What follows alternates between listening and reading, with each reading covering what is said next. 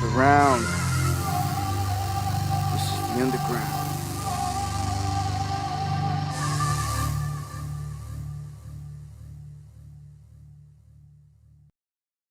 And we are back for another one. Much love, good evening. Let me go ahead and get a mic check right at the gate. I want to thank Kev Bar, Tacos, everybody out there that shares the stream. Appreciate it to the fullest. Thank you, Minx, Smokey Blazer, Steve, Who Cares, Brian, Psalms. Good to see everybody out there. Geo, saying that you witnessed one of the military fleet leaving earlier. Thank you, Gabe. Good to see everybody out there. Yellow Dog, Hunter, Raymond, Lonnie. Thank you, Cat Lover. Yorktown says 4x4. Mike in the house, sevenfold. All right, so you can see in the title we've got some Trump stuff to cover here tonight. Some interesting things and details here. And, with him in power, a lot of things are going on. And I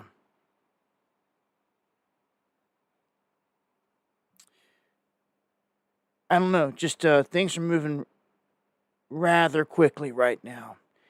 And out here on the world stage, East Asia in the house. Well, I guess I'm going to have to, I'll save that till I start tearing into the politics stuff. But I got a lot to cover on the Trump stuff. I'm just going to try to buzz through some of the lighter but still important news here. Some stuff that's popped off. Work my way into the heavier stuff as I always do. If you guys need to get my attention, do like Brian just did in the chat. And at me, Dabu77. You can also email me, dabu7@yahoo.com. So, a lot going on with flights. We've got a collision here that took place. Oh, so look, before I even get going, let me just check the chat here. Make sure all mods are on deck. So I got someone saying buffering. This you're in and out on the sound. I'm right on it. The very next comment says volume is way better tonight. Fire, much love. The buffering. So I don't know. OBS isn't kicking out on me, so not sure. Not sure. All I could say to do is refresh if you're having any issues. That's about all I could say or do on that end. On my end, it's usually the OBS that kicks out. You'll hear it if it does it. And I haven't seen it do it yet. So, all right, Lowrider, mods. I'm going to try to just go with feedback from my mods. So, not that some of the rest of you aren't telling me the truth, but it's real easy for a troll to get in there and try to say, oh, it's buffering when it's not, and try to throw everything off. You know what I'm saying? So, and not saying that that's what happened. But, yeah, MC in the house. Okay, so, loud and clear, says Elios. All right. All right. Louder than usual. I'm a little louder than usual. Well, some people were complaining. Some people were saying wasn't loud enough or this and that. So that's why I asked for a mic check right at the gate. So good. At least you guys are hearing me. We got the show on the road. And as I was saying before, the thing with the airlines and everything these days is just crazy. You can't even be sitting at the airport, not even taking off or anything like that yet, and something happened. which is what happened in this incident. Japan Airlines collides with the parked Delta Airlines at the Seattle airport. You can see right there, the wing came in and clipped the tail fin on the other plane. Got a little bit of footage here I'll play connected to this. That's crazy.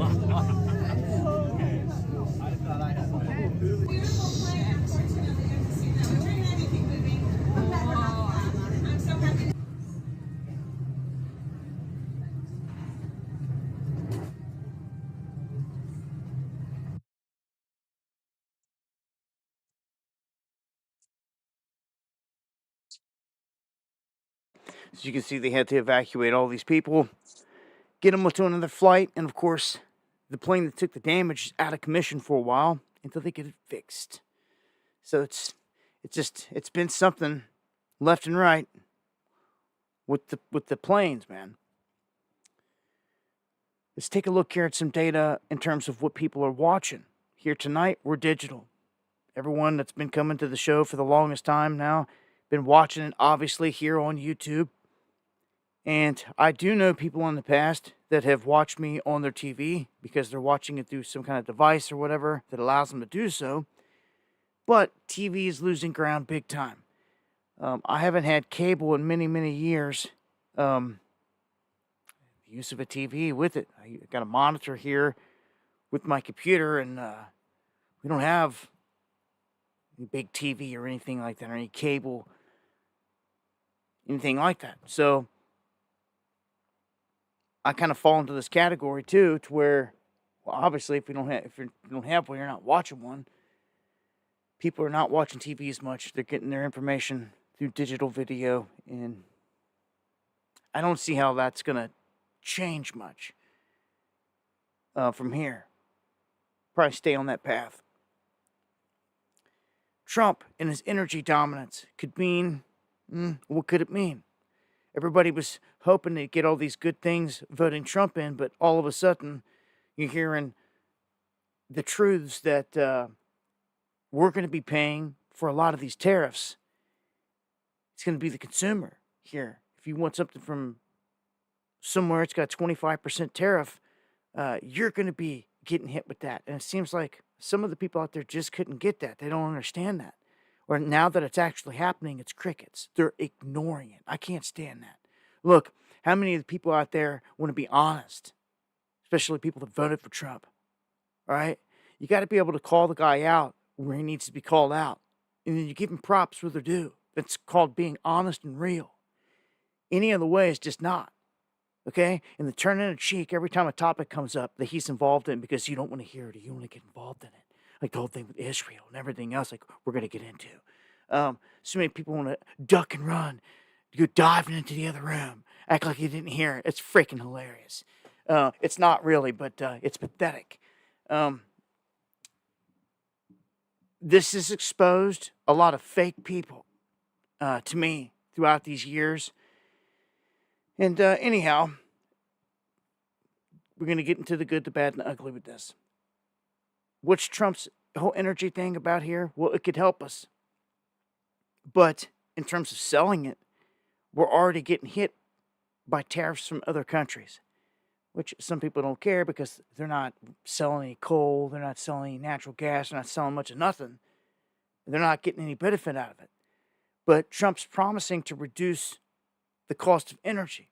Now, if you go strike a deal with Greenland and you open up all this offshore activity to be drilled and all this, then yeah, we're going to have an influx of resources in that department and things would be cheaper. But it's going to take time. You're not going to see like cheaper prices at the pump or anything like that immediately.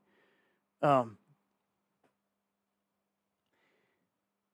he's setting this thing up a lot like Texas has got it. He's going to open up all these permits for oil, gas. We'll see what happens from here. Ford slides 5% on tariff concerns.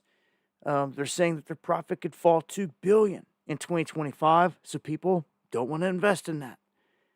What I would say is if you see these places starting to come down, just like yesterday, Google took a massive hit or whatever, you see these big red wicks, or you just got a sign that bad news is on me, out and back in. But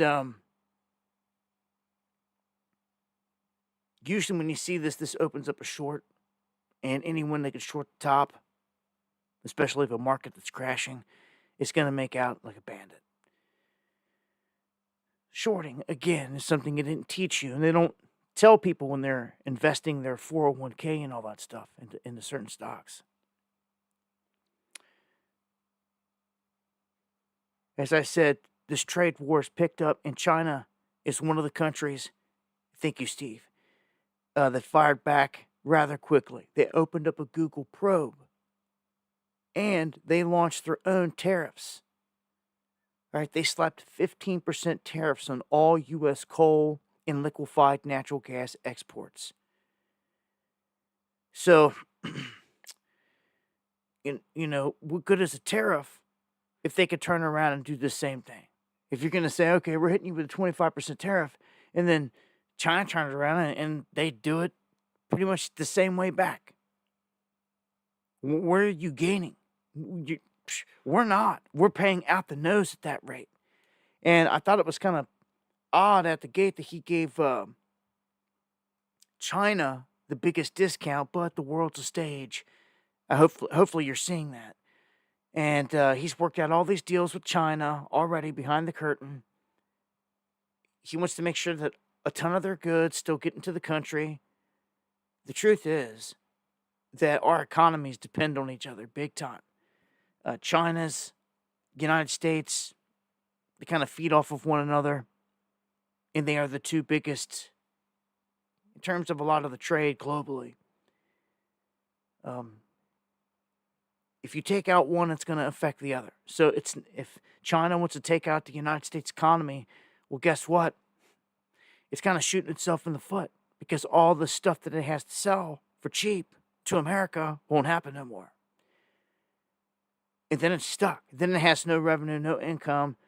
You get into a situation. We do too. If you end up getting into this big war with China, we've all known it, you're going to be hurting. That's why you need to start making things on your own. That's what we need to do as a country. We need to start making things on our own. They started to do this with the whole chips and things like that, but they need to be processing all these rare earth minerals and things like that. Not just letting China do all of it. You need to start building cranes for the ports, not just letting China do it, because they put a back door into it where they could sneak in, they could down it, and all this other stuff. I think a meat puppet. Being a member there for 5 months, Pureblood for life, much love.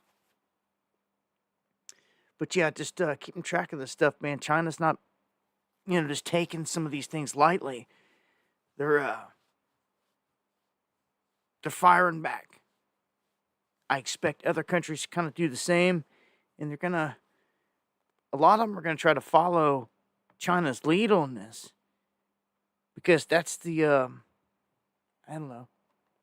that's who they see standing up to the bad guy in the room. China, Russia, against the United States.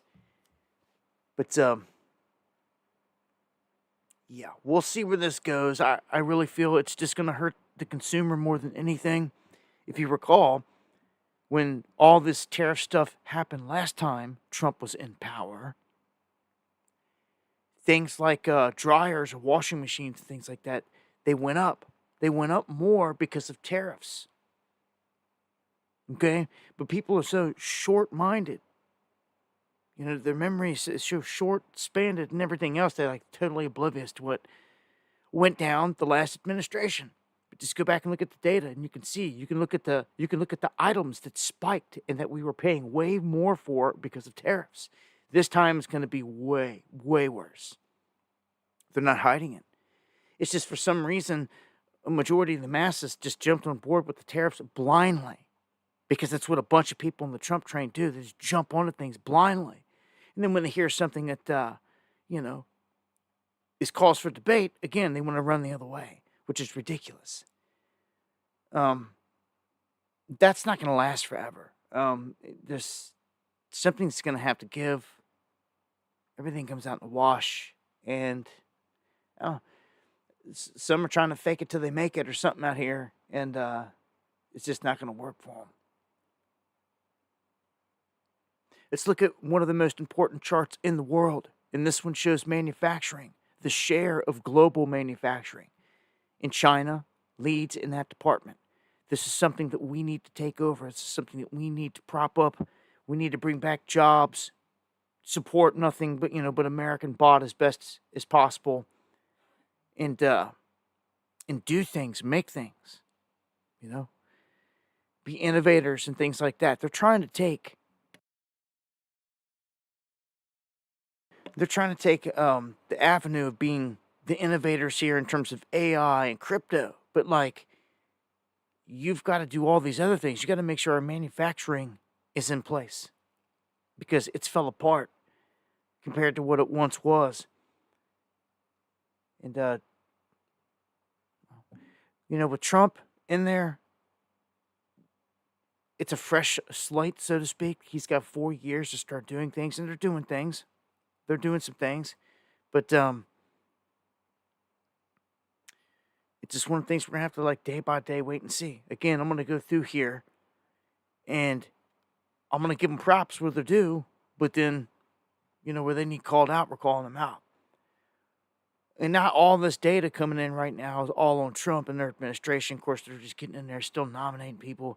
But looking at the data just from December, U.S. factory orders declined overall, which isn't good for business or anything like that, the economy. You would like to see a surge in this area, but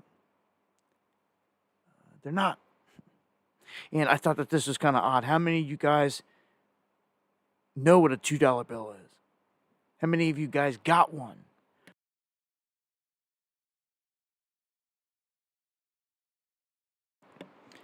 Well, some people out there seem to think that they're fake. And even though they are redeemable and you can still use them, some places are rejecting them because they think they're fake. Yeah. If you got any $2 bills, want to get rid of them, holler at me, dabu7@yahoo.com. That's truly one of the rarest forms of currency that's out there. It just is. You don't see it a lot, but it's out there. And be more of a collector's item after a while, because they're more rare than any of the other bills. So they're special just in that regard. For people that collect them. And trust me, there's a lot of people out there that do. All right, let's jump into the egg prices. Not good. They continue to surge. I told you last time that we got a problem with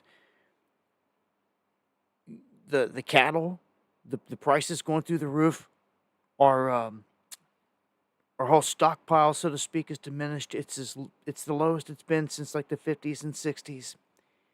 So, our staple products are being hit hard. I can't help but think, what if bird flu or something crazy happens? All this will go through the roof. It'll go astronomical. $20, $30 for a dozen eggs. Could you imagine that? Some people say they won't pay it, but we'll see. It looks like we're under attack. Remember the whole thing with the cattle down in Texas? That whole area was targeted by what we thought was Dewey. We even have a helicopter that's on footage, flying and floating right above the same area, broad daylight, and then all of a sudden smoke starts to rise. And that was right in the heart of Texas, in the area where all of our cattle was at, and it was like an attack. And this is when we were seeing Maui, Paradise situation, and of course since then we've seen everything that's happening out in Cali. But our herd got hit then, and it reduced our numbers, and I felt like it was part of the attack. Now, we've got another chicken facility, over 200,000 chickens dead after a barn fire. So it's all someone's got to do is swoop in, light one of these places on fire. You wipe out 200,000 chickens. Just like that. So this is going to affect things. So just saying, you might want to get some chickens. It might be time to build a backyard chicken coop. It used to be when I talked about when I went through the economic stuff here in the beginning, at the beginning of the show, that and it's still the same with gold. Every time I report on gold, it's setting a record high, and it just did. Well, now I'm saying the same thing about egg prices and things like that. That's nuts. Never before were we saying this, like 4 years ago. Things like that. Now, it's a common theme in all the shows. Starting off, it's a new record price, a new record price, a new record price. I'm telling you, man, it would not hurt to get a couple chickens. I know as soon as the weather turns here for the better and I get the chance, I'm going to be going back down this route. Going to wish you had something when bird flu, and that's the ironic thing. If it's bird flu, this is nuts. Put yourself in a situation, all right, where something really deadly pops off.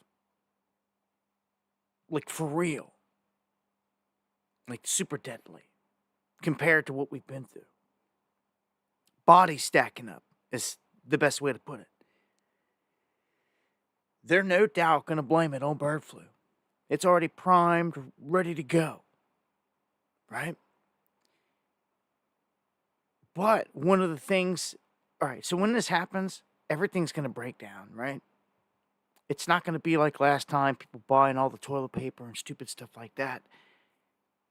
There's not going to, maybe an initial run, but that's it.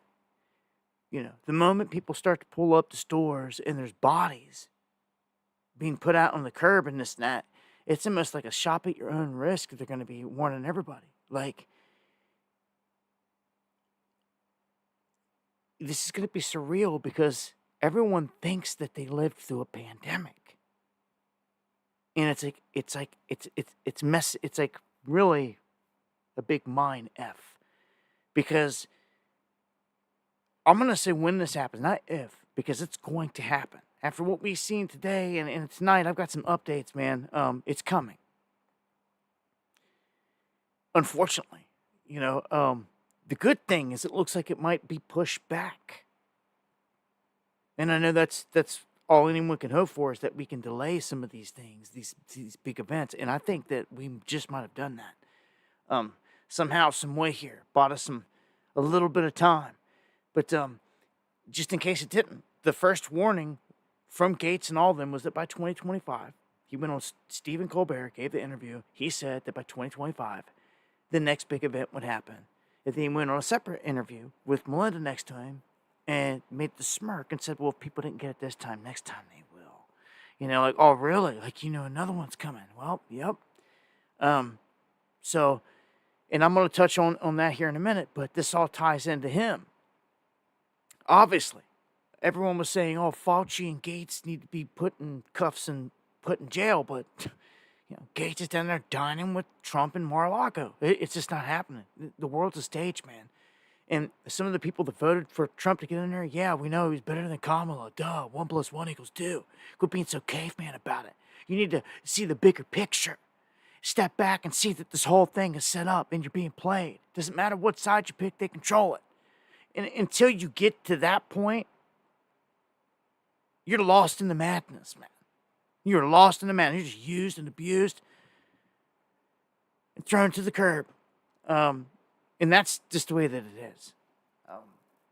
If you're stumbling onto my channel and you're some big Trumper and you're just now waking up to this, there's going to be some shocking things. But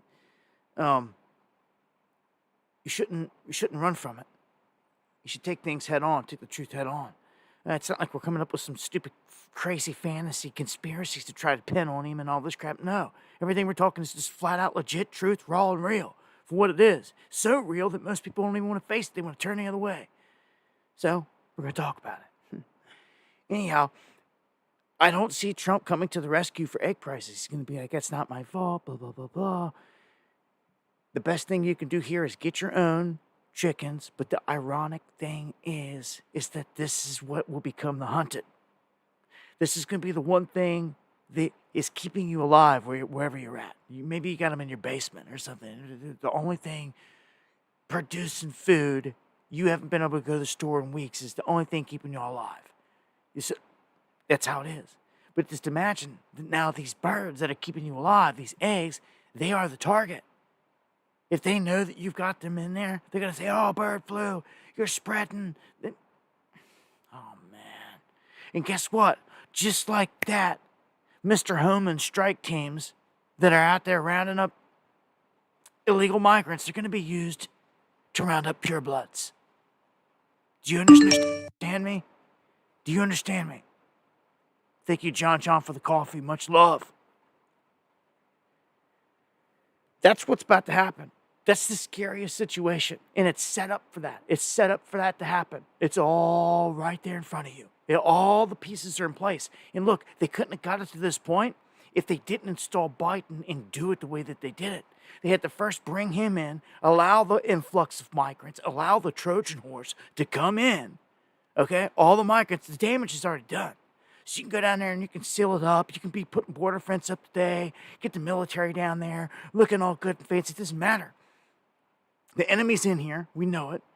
They know it. We all know it. They're going after them. Strike teams are. But I'm telling you, the moment the narrative changes, and it did last time on Trump's watch, this whole thing changes. All of a sudden, strike teams that were rounding up migrants are rounding up people that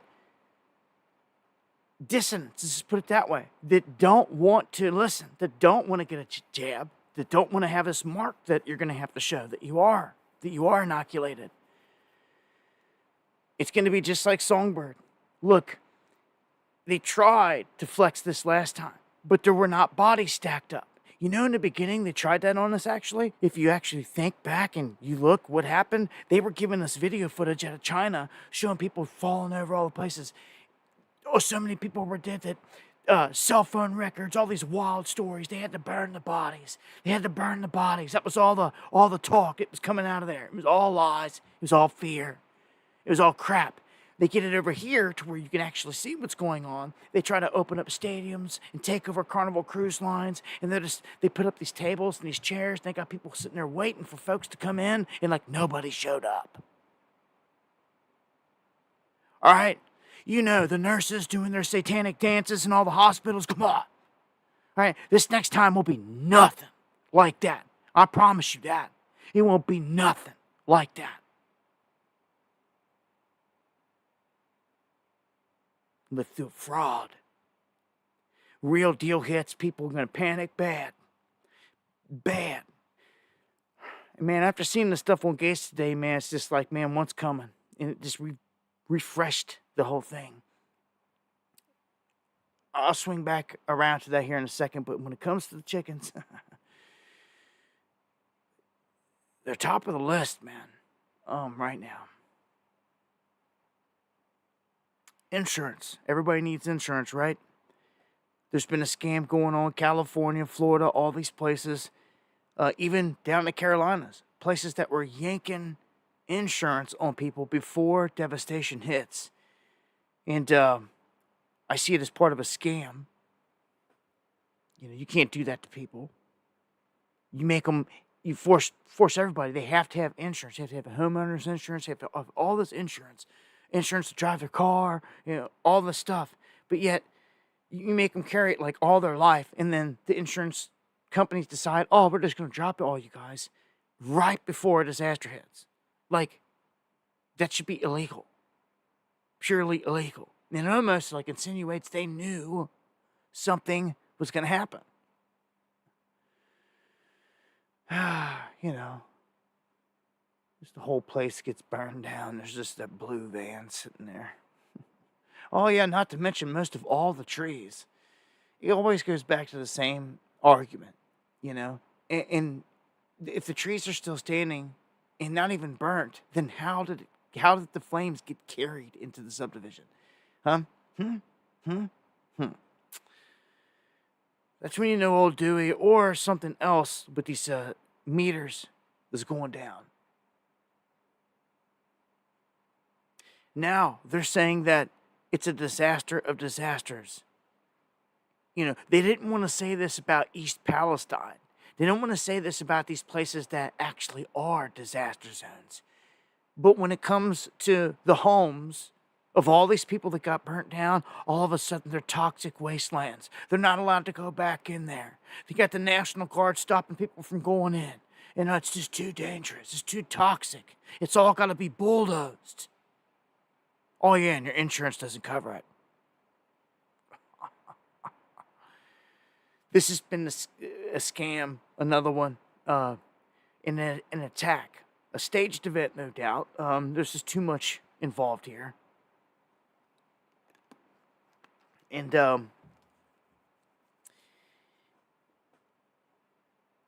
they're clamping down hard. When they roll the military in to try to keep people out of an area like this, it tells me that, like, you know, they really want this land. Don't you think? I mean, don't you think? Yeah, I'd say they really want the land. It's so toxic and hazardous though right now, you know. You can't go in there, but I'm seeing a repeated theme here. Check this out. Let's get some updates here in terms of the crash that took place in D.C. between the helicopter and the airplane. We still have a lot of discrepancies out there. Not to mention the altimeter data was not matching, showing that the helicopter was not above the 200 feet it was supposed to stay under, and that the plane was at around a 300-foot mark. So it was a 100-foot difference, but obviously they hit, right? We haven't got an update on any of that because they say the black box was waterlogged. But, interestingly, 2 employees weren't fired. They were arrested for leaking footage to CNN of this plane crash off of the cams. And this is crazy because a lot of these cams out there are like, you can go to a website and you can tap into them. You know, this is why you don't want to have a ring cam and things like that in certain instances, because anyone can tap into them. Anyone can tap in it and see what you're seeing. If you're like out, not home, and you're checking your ring cam to see who's at the door, well, somebody else could be doing that too. I remember there was a website years and years ago that literally tapped into like cameras all across the world. And it was scary because it was tapping into baby monitors. It was tapping into people's security cameras in their backyards while they're working in their garden. All types of stuff, man. Like, and people are just oblivious to this. They think, oh, I'll buy this camera, security camera, and they're good. Well, no. You've got someone from some other country or anyone from around the world that's got access to that website or anything like it watching you. So you need a closed circuit system for your house is what you really need. Because anything outside of that, you're just leaving it open for the criminals to see. Especially if it connects to cameras inside your house and anything like that. Like, duh, you think it's convenient since you're away and you can see inside the house? Well, so can they.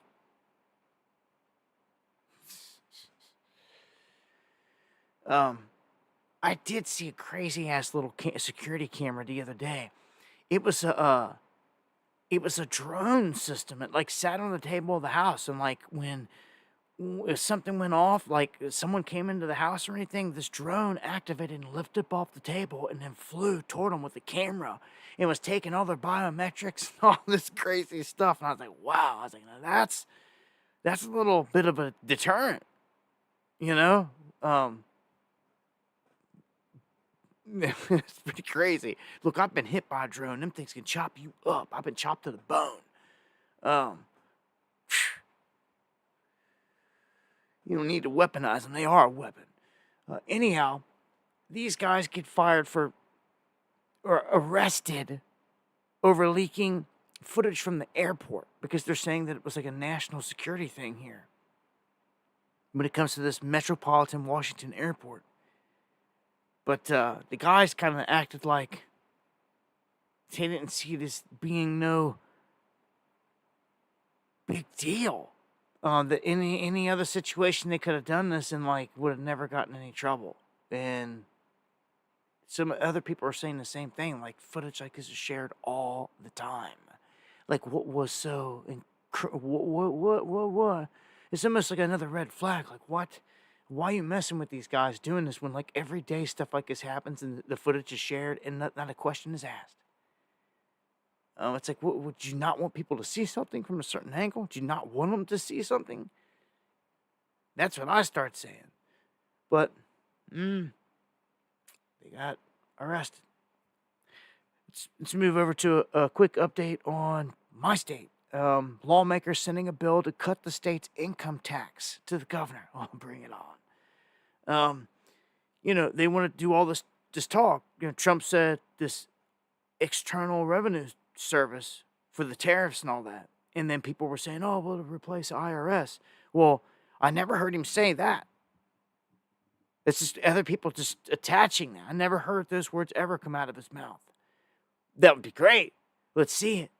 But I never heard those words come out of his mouth. I heard other people say it when he said the external revenue. It just insinuated it. All day I was watching video. I couldn't find it. So if you come across it, please let me know. Dabu7@yahoo.com. But Kentucky is making some moves here again, thankfully. And thank you, Minx, for the coffee. Much love. They just, my governor, which can't stand, he actually, for the first time, has done something like, we're like, what? He's going to bat because he's fighting the feds that are trying to say you can't own a gun if you're smoking marijuana. And he's saying, no, that goes against their constitutional right. Because all the people in Kentucky, they all carry. And like a whole bunch, I mean, just how it is. And they're like, look, we're not getting caught in this trap. Like, you need to fix this. And I'm so glad there's so many people that are this way because there's enough of them to get something changed. You see. So that was good. But in this instance, they're talking about just getting rid of the tax in the state. So there would be no state tax. So, I mean, you talk about a huge difference in life. Like if they did abolish, the federal income tax or any of the stuff like Trump was saying, and then you have a state that does the same thing, then like, all of a sudden the taxes are gone in that aspect. Now, one thing Elon said the other day is that they need to do away with property tax. Well, bring it on. Like, do it. Like, some of these things, like, do it. I'll applaud it, and I'll say, oh, yeah, bring it on. Like, it should never have been a thing anyway. Well, it's something you have paid off, ever have to pay any extensive tax on it afterwards, it should be done. So we'll give them props there. But do it. You see what I'm saying? Do it. Okay? Don't just talk it. Walk it. But Kentucky here, man, I'm telling you, stepping up. That's going to be huge. And they say that they could see that, people flooding in to want to work in Kentucky because for any jobs that are created because of, well, they're not going to be paying any tax in this instance.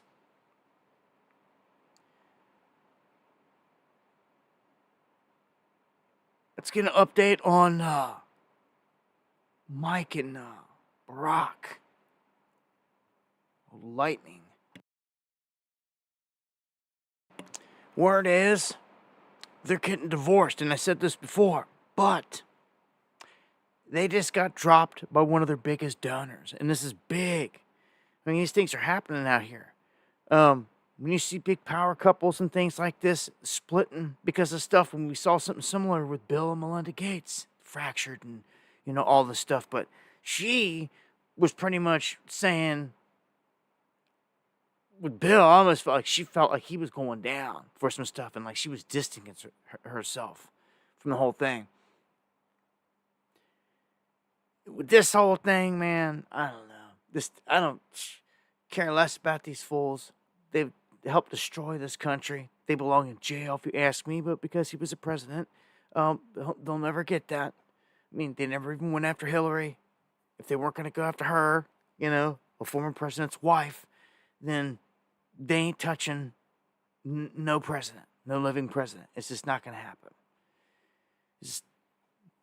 They would have done it by now, and they haven't done it. Not doing it. Look, the last Trump administration, Barack, all these guys should have been rounded up. No, world's a stage. So much so that they tried to assassinate him twice, Trump, as they say, with the whole, ear-piercing ritual. He's going to attend the Super Bowl. Can you believe this? That Donald Trump is going to go into an open place like this. I've heard the term security nightmare. Steve in the house, much love, brother. Kev Bart, thank you, man. Thank you for the comment. Thank you for that super chat, man. Appreciate the support. I just, look, I've seen and I've studied up on Super Bowl security in years past, big time. Because of so many possibilities of different things that could have happened. The Super Bowl's always been an event that you have to watch. Not only are they popping off satanic sigil stuff at the halftime show, but there's stuff that goes down that's just weird. I remember, I think it was over New Orleans years and years ago. I got on camera some crazy light that showed up above, was the Superdome down there or whatever it is. Called a UFO, called a UAP. I got the footage. I got it. I don't even know why. I was on some street camera, because it showed the stadium from a distance, and I just had a hunch, man, just be watching this place because everything was going down, and half the power went out in the whole freaking place. Y'all remember that? Anybody remember that? During the Super Bowl, half the power went out in the whole freaking place. It was a very odd, weird event. And then when I was sitting there watching everything, going back looking at the footage from the distance from this camera, you could see all the lights go up, but right before it, you seen this object show up right before it, right above the stadium. And then it happened. And it was like, what? I forget what they blamed it on, but it's just weird things. And it was like exactly half the stadium had went out. Trump is going to be walking into the Super Bowl. Oh my God. And it's in New Orleans. Again. How odd. I didn't even notice that till I looked up and seen the screen. What the? Same place? That's just nuts. I didn't even realize that till now. Gee, thank you for the super chat. Luis, thank you for the coffees. Much love, brother, man. Again, I appreciate the support, guys. More than you know. I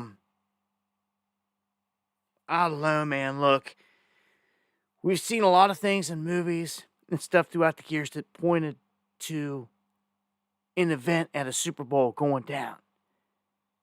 Everything from the Batman movies and other stuff like that. But, I don't know. Him going here just puts it on another level. I'm just saying. Like, this normally does not happen. And I'm going to say they normally wouldn't even allow it at this point. Not with somebody that's been, through what he's been through thus far, so to speak. But world's a stage really shows you they're not afraid. And just kind of recertifies, rebuffs the idea that the other ones weren't,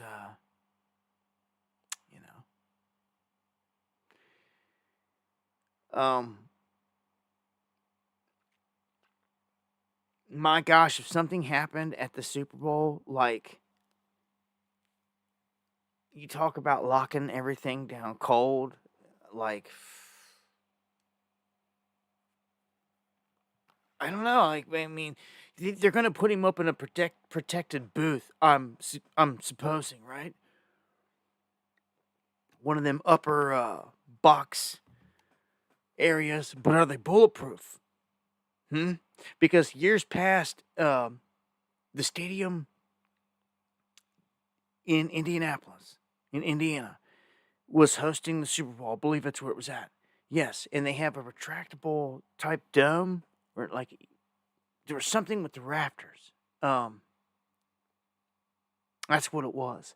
There was areas up in the rafters, up in like the roof part of it, where snipers were posted up, and they took you on a rare behind the scenes trip to like what these snipers do. Sniper is literally hiding in a couple different positions in the roof of the stadium, up in the I mean, way up. I mean, they slip, they fall, they're done.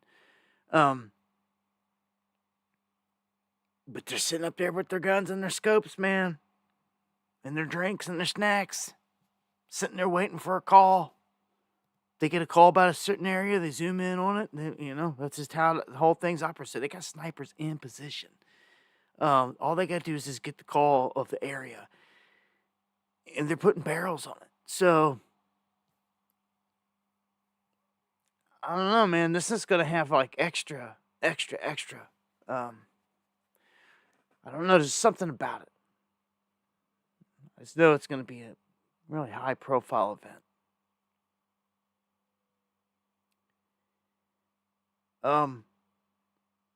Let me shift gears and jump into it. So let's dive into the political stuff. And again, thank you for the coffee, guys.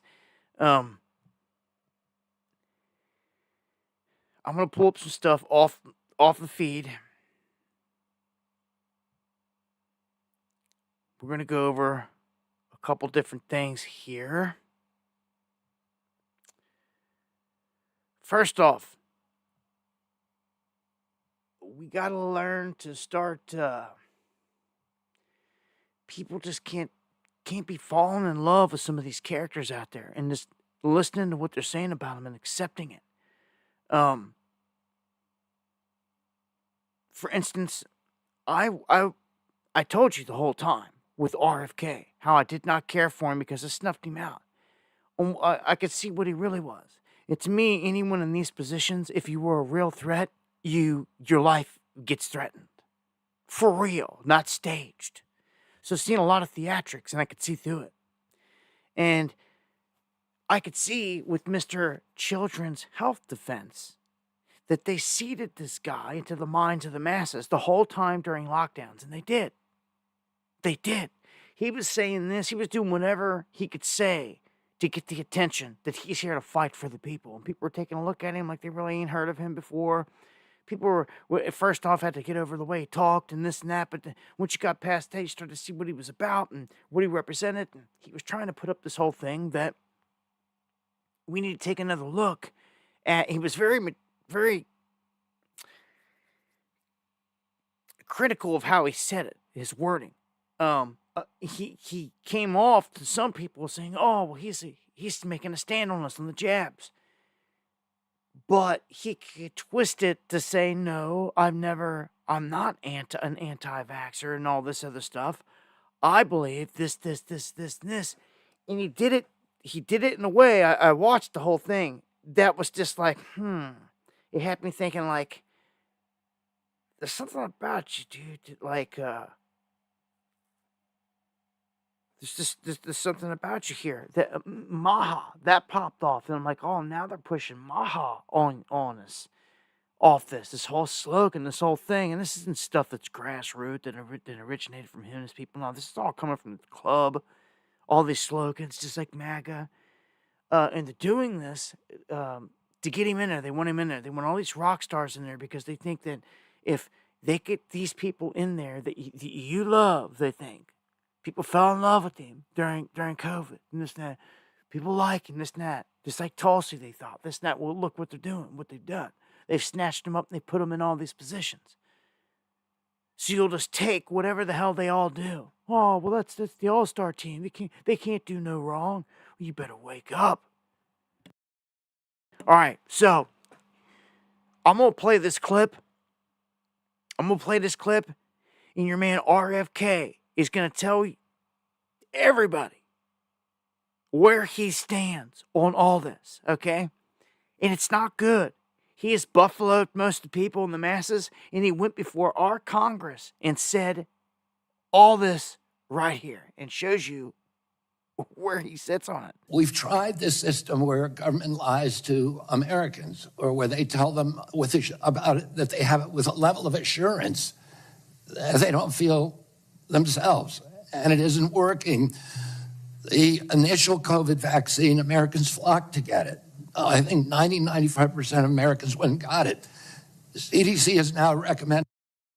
He said Americans flocked to get it. Did you just hear that? Americans flocked to get it. An eighth booster, and only 23% of Americans at most are taking it. It's because 77% of Americans no longer trust CDC. That's not a good thing. If we want uptake of vaccines, we need a trustworthy government. In other nations where they don't have mandates. Did you hear what he just said? Because he's hard to understand. If you want an uptick in vaccines, this is what we got to do. We need trust. That's what he's saying. He goes, people aren't getting it because they don't trust it. We need to build the trust back so they take them. That is what he's saying. States like Japan and a few years ago in Germany, they had the same uptake as we did, without any mandates, because people trust their government. That's what I want to restore to the American people, and the vaccine program. And all vaccines are dropping, and they're doing that because people don't believe the government anymore. We need good science, and I'm going to bring that in. I'm going to restore trust, and that will restore vaccine uptake. Did you just hear him? You've been played. Everyone has been played by this fool. I don't hear another word about this guy ever. About he's done this, No, as far as I could tell, he just buffaloed everybody, and in his moment, right in front of Congress, his true colors just showed. He didn't care. He just put it right on out there. That's it. Somebody's got a problem, they're like, oh, RFK's great. Well, what's your problem with it? Bring him to this video. Show him this, roll the tape. Roll the tape.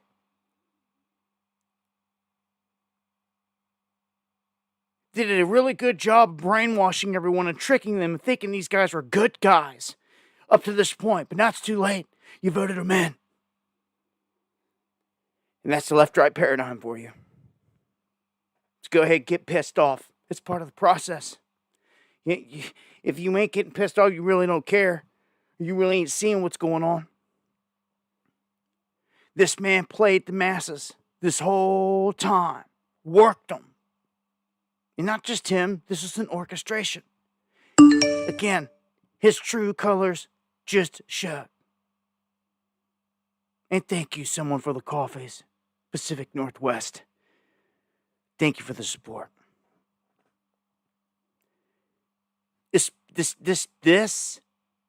This type of stuff right here, this sends me through the roof. This is an establishment bloodline player right here. And he thought he'd come out and fool the masses. Well, he did. A lot of them do. And they get away with it. But it's in these defining moments where they get busted, often on film, that say it all. Not to be trusted. He will lead you into the den of vipers. You just heard what he said. He wants to restore the trust. Well, what are they going to do? That means that there's a lot of manipulation and lies coming. A lot of persuasion coming. because that's all it is. Look, some of us ain't stupid. Dude, man, this guy, he just did it. Like, he's done. Like, his reputation, anything and everything about him, he's done. He just did it. Of course, he's going to get confirmed and put in there. He just said exactly what they wanted him to say. How many people will call this out? How many people on the Trump side will call this out for what it is? Or how many would just skip over it and won't even make it a talking point? They'll keep it out of sight, out of mind, because that's often what they'll do. They'll cherry pick the stuff. They won't touch on the hard stuff. No, they won't do that. There's just too much winning going on. There's just too much winning going on, isn't there? We've tried this system where government lies to Freaking ridiculous. It's sickening. The stupidity is sickening. Sit over in a corner, they throw you a couple bones, and you're like, oh, we're winning. When they're just tearing everything down and introducing the beast system over here on the other hand. And you don't want to say a word about none of it. Let's go in and clear them all out. Wait until it's us next. Let's go in and clear them all out. Mr. Take the guns and ask questions next or later. Trump, Mr. Warp Speed. Yeah.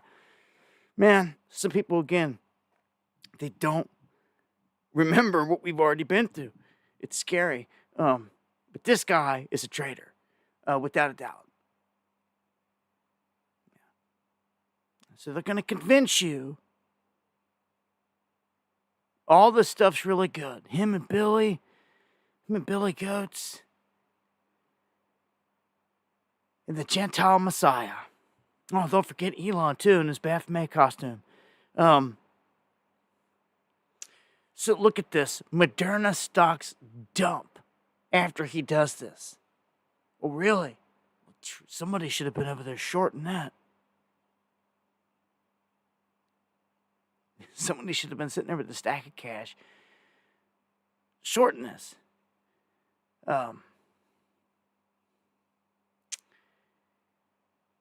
Google fell. Moderna fell. All these places took hits. But why?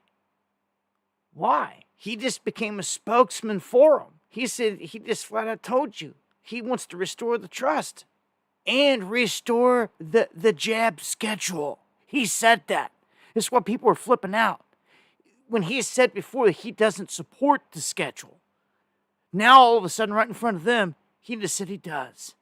So, dude, this flip-flopping, wish-washing piece of Kennedy crap, he ain't nothing like his old man. He ain't nothing like his uncle. He ain't a chip off of none of that block. No, he took the other path. You see, there's a path you take. A path to dismantle and fight the beast, or a path, the safe path, where you bow down and you play the game. And you're basically a pawn of the beast. He's not going up against that. He's not calling none of the beast. He's going right along with the whole thing.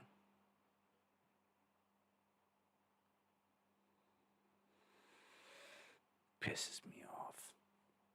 He's using that. They're using that name and all that to win people over.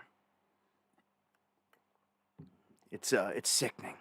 Well, they're exposed. That's what we do. We bring them into the light. And we put some discernment on it. Apparently, Republicans blocked Elon Musk's subpoena. They could have had him pulled in to court. If you don't know, in terms of these guys on DOGE that are supposed to be super genius and have all this knowledge, they're a bunch of young dudes. There's 4 of them right here that are basically calling the shots. You've got these young dudes in college that he just handpicked, and whatever these dudes say, they're going in and they're doing. They're gutting. That's how they're trying to portray it.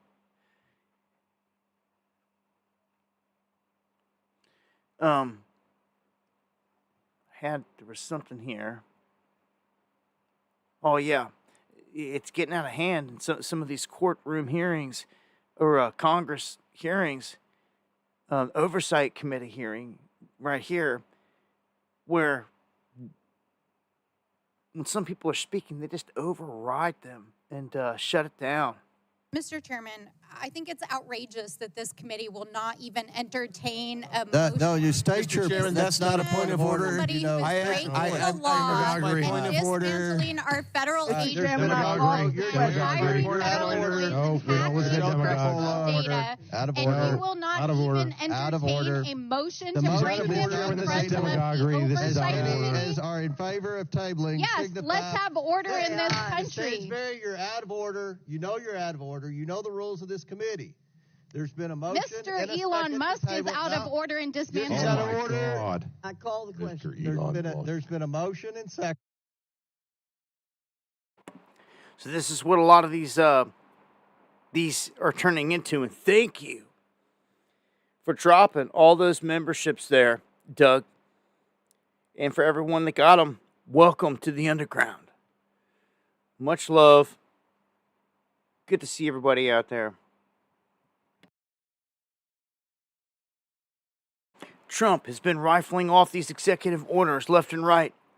Now, he signed one banning biological males from competing in female sports. And this is something that should have just been, this should just be like it always was, just a way of life, like a no, like a duh, look, I'm just going to tell you, I don't promote any kind of violence on anyone innocent out there. So if somebody says they're transgender, you shouldn't go beat them up, okay? Yeah, and thank you, Jack. But I'm going to just tell you, when I was coming up, if some dude tried to show up on the girls' track and was giving them problems and this and that, all the guys that I grew up with, chances are, dude wasn't going to get off that track without encountering somebody that was going to make sure this dude never showed back up. There's just certain things that you don't do. If when I grew up, if we seen some dude dipping into the girl's bathroom and this and that, on some perv stuff, dude, you see, you didn't have that. We didn't have that because people would handle it a certain way. People just knew better. You understand? If you start getting lenient, this is the stuff you start to see. And it got so bad to where, medals are being passed out and all this, and the women were just getting left in the background. Because some of the stuff is just technically, when men hold the record for being the fastest on the planet, for being the strongest on the planet, and it's just the way that it is. Okay, so how is that fair? There's a class for each of its own for a reason. It's just really weak and pathetic to see someone. Look, if a bunch of you want to dress up like girls and run track or have a trans league, okay, where you all agree on your rules and this and that. Just saying, hey, you go over and do it, and then you can have your winners out of that. But don't take away from the everyday female girl that has dreams out there, and that could have went to the Olympics or could have been a star or could have done this or that, but no. Some guy got her snubbed. No. So an executive order now changes everything. Attorney General Pam Bondi orders the DOJ here to stop all funding to sanctuary cities. Much love, 707. Wake Up America. Thank you for the coffees and the support. Appreciate it to the fullest. They are vowing to prosecute any official that wants to obstruct immigration enforcement. So anyone that wants to try to play hard, any mayor, any governor wants to try to do whatever to not hand over these killers and these rapists, they're going to get arrested too. I'm telling you, we're about to see some crazy events. You ain't even seen it. You ain't even see it begin yet. Yeah, they're arresting criminals, but wait till they take down mayors and governors and all this crazy stuff. And they're battling local cops in certain situations. And this place starts to come unraveled. It's all part of the plan. So, sanctuary cities, man, they're all across the place. There's like over 250 of them across the country. A lot of those places inside sanctuary states, like California, pretty much the whole West Coast is a sanctuary area. I shared a map tonight over on YouTube, an image that showed a lot of those regions. But the funding drying up just like that. So, a plus. Also, Trump withdraws from the UN Human Rights Council. And all this sounds good, sounds, it all sounds good, but it just seems to me that, like, they're distancing from them simply to protect Netanyahu. Yeah, their man Netanyahu. That was just here with Trump, and I'm going to show you that here in just a second, because this is taking a bad turn. Yeah, and it's all on Jesuit command. You got that right. Up to the Black Pope, and no one ever wants to talk about it. In light of numerous actions taken by a number of bodies of the United Nations, which exhibited deep anti-American bias, we have an executive order prepared for your attention that would withdraw the United States from the UN Human Rights Council, would withdraw the United States from the UNRWA, which is a refugee organization, and would also review American involvement in UNESCO, which has also exhibited anti-American bias.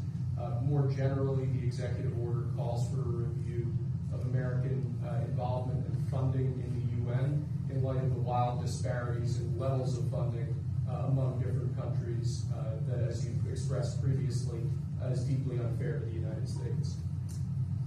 So I'm going to get to that here in just a second. Tremendous potential. It's not living up to that potential right now. We're going to get into this whole Israel stuff. It has Netanyahu and all that.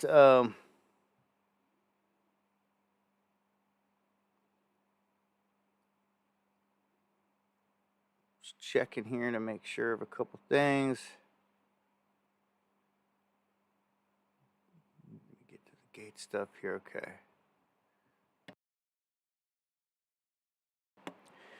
All right. 20,000 government workers accept this deal from Trump. It's a buyout. He basically said, look, I'm going to buy you out. You could take this here, or, mass layoffs are coming. They're hollowing out some of these places, and they are. And what's happening is it's a restructuring of the federal government. It's what's happening right in front of everyone's face. And they just don't need this many people inside to do anything. Now, with robots and AI and where everything's at, and just too many things spending money where it doesn't need to be spent. I mean, this did need to happen. To what extent, though, and where they take this, yet to be seen. What all it will affect, for good or for bad, yet to be seen. Chuck Schumer, starts pitching this fit like he always does. And he was saying basically that, the IRS could be next. And it's just like, come on. Like, We also know this is just the beginning. If DOGE attacks USAID today, then you can be sure they'll move on to another target tomorrow. Who knows? Maybe it'll be the Postal Service or the IRS or even the Social Security Administration. They could be next. Or maybe our National Security Agency. So he didn't realize it, but he was actually promoting DOGE there, because most people are like, yeah, do away with it. Do away with the IRS. And this and that. But what people are missing here is that this whole thing with the whole tariffs, again, from the beginning, this you're going to be paying more for every item. So that is the tax. It's just not called a tax. It's almost a sleight of hand. It's almost black magic at its finest. Right on a dumbed down, unsuspecting populace that just don't seem to get it, is looking for some Gentile Messiah to come and save them. Right? Well, this is craziness. What's going on?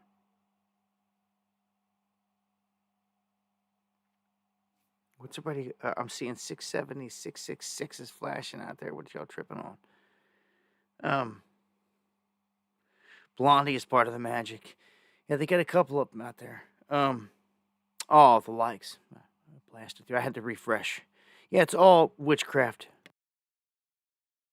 So what they do is they've tricked the base. They've tricked the base into believing that they're going to do away with taxes, which they support and like everybody get behind, right? And that's all part of the black magic. But they rebranded on the other side with these tariffs, and they just their minds can't calculate it. It can't absorb it. It just can't. It's like magic. It's almost like when the moon goes void. It's a real thing. Even the Reagan administration did it.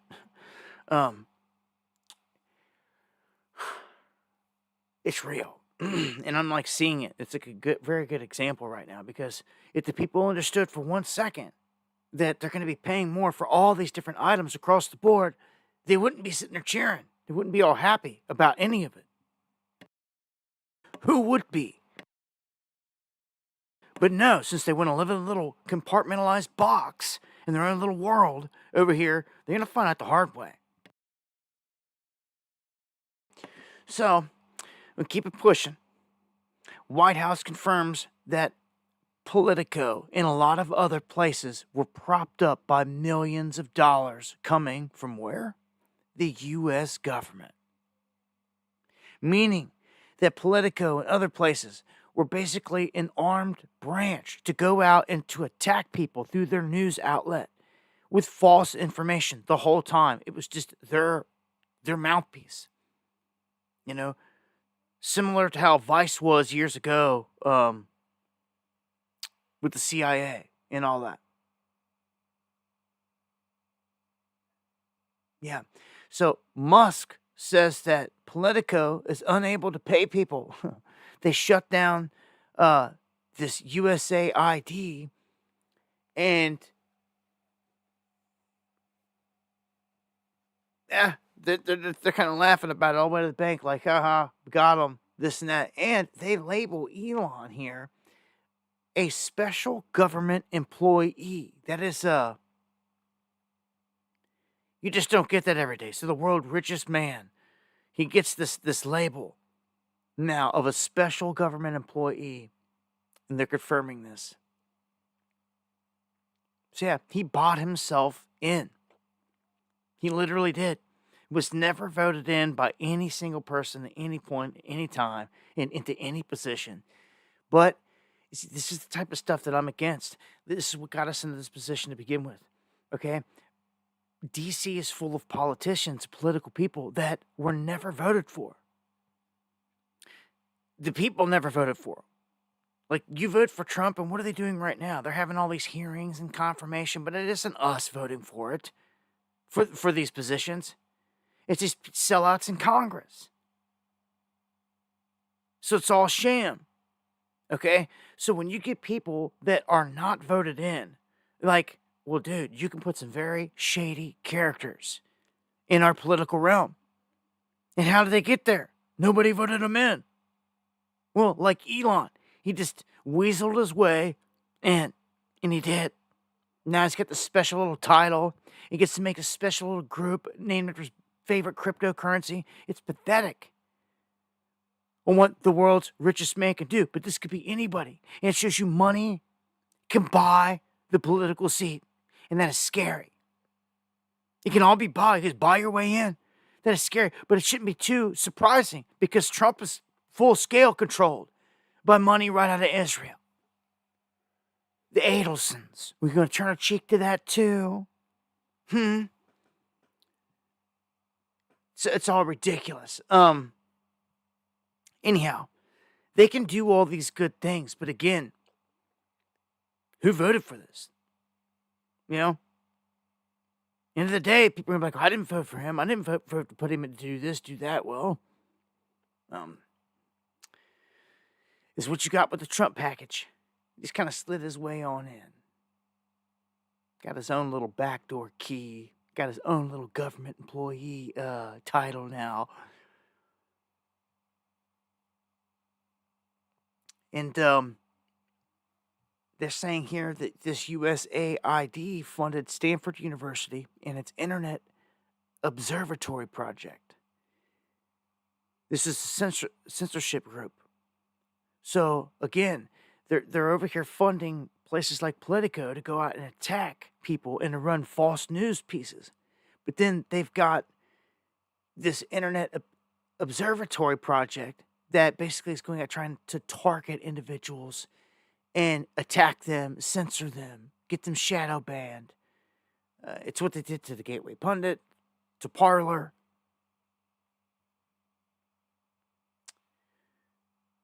Kind of interesting to see where the money was flowing into some of these instances. You don't see this all the time. I will say that. You just don't. It's kind of crazy here. Again, it goes back to black magic. They're sitting here telling you that the government did all this. Do you understand? Like they're outing the U.S. government on everything.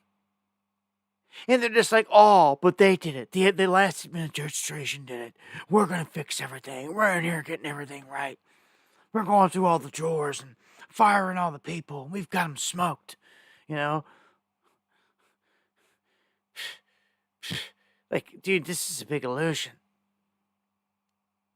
Okay, so you have to wonder what's coming on the back end of this. If they're wiping out this and this and this and this, and like, what's going to replace it? Like, if you're going to take out the Department of Education, like, what's going to replace it? You're just going to say there's going to be no Department of Education in the United States of America ever again? I'm not talking about anything with the amounts of money, but there has to be something, some kind of structure. That's what other people are saying. Like, what is going on here? He's wiping out everything. And it's just like, well, like I said, it's a day-by-day thing here. Like this, the entire CIA gets a buyout offer from Trump. Do you remember what Kennedy was doing right before they took him out? Like, real deal? He was trying to dismantle the CIA. Okay? And now all of a sudden he's just going to come in and do this with, oh yeah, they done fed us to assassination things and all that with him, right? Like, this has been pathetic. USAID employees should be placed on leave. This was one big scam. All that is being exposed. And see, all this is going to get exposed at some point. And what they're doing is they're just throwing it all out there, letting it be known, and like they're like getting off the hook. They're telling you all these bad things, everything that's been going down, all this money, but are they going to do anything to Biden? Hell, no, they're not. They're not going to touch him. He just got some acting gig. Like, are you kidding me? Like, the world's a stage. A lot of people freaking out, you know, saying that nothing's been seen like this before. And there really hasn't. But again, like, who's going to be held accountable? It's like they're telling you all these bad things and crimes that have been committed and money laundering and supporting terrorists and all this. It's like, okay, well, who's going to go to jail now? And nobody. You watch. Nobody. That's the trick. That's part of the black magic. Live one in the house. Must love my brother. So, just being real. Where did a lot of this money go from U.S. aid? Ukraine. Yeah, same Ukraine that says that they can't account for $100 billion. that was sent to him. Zelensky's scheming ass. Can't stand him. All right. So Rubio apparently is in charge of this. This guy starts this whole thing off and says, you're in head of this. You're the head of this now. Basically, they're dissolving it, right? So basically, Rubio fills the role. Listen what this guy says here. You're now the head of USAID. You hear that? You're now the head of USAID. He just said that, so they're gutting it. And Rubio has nothing but, well, here. You're now the head of USAID.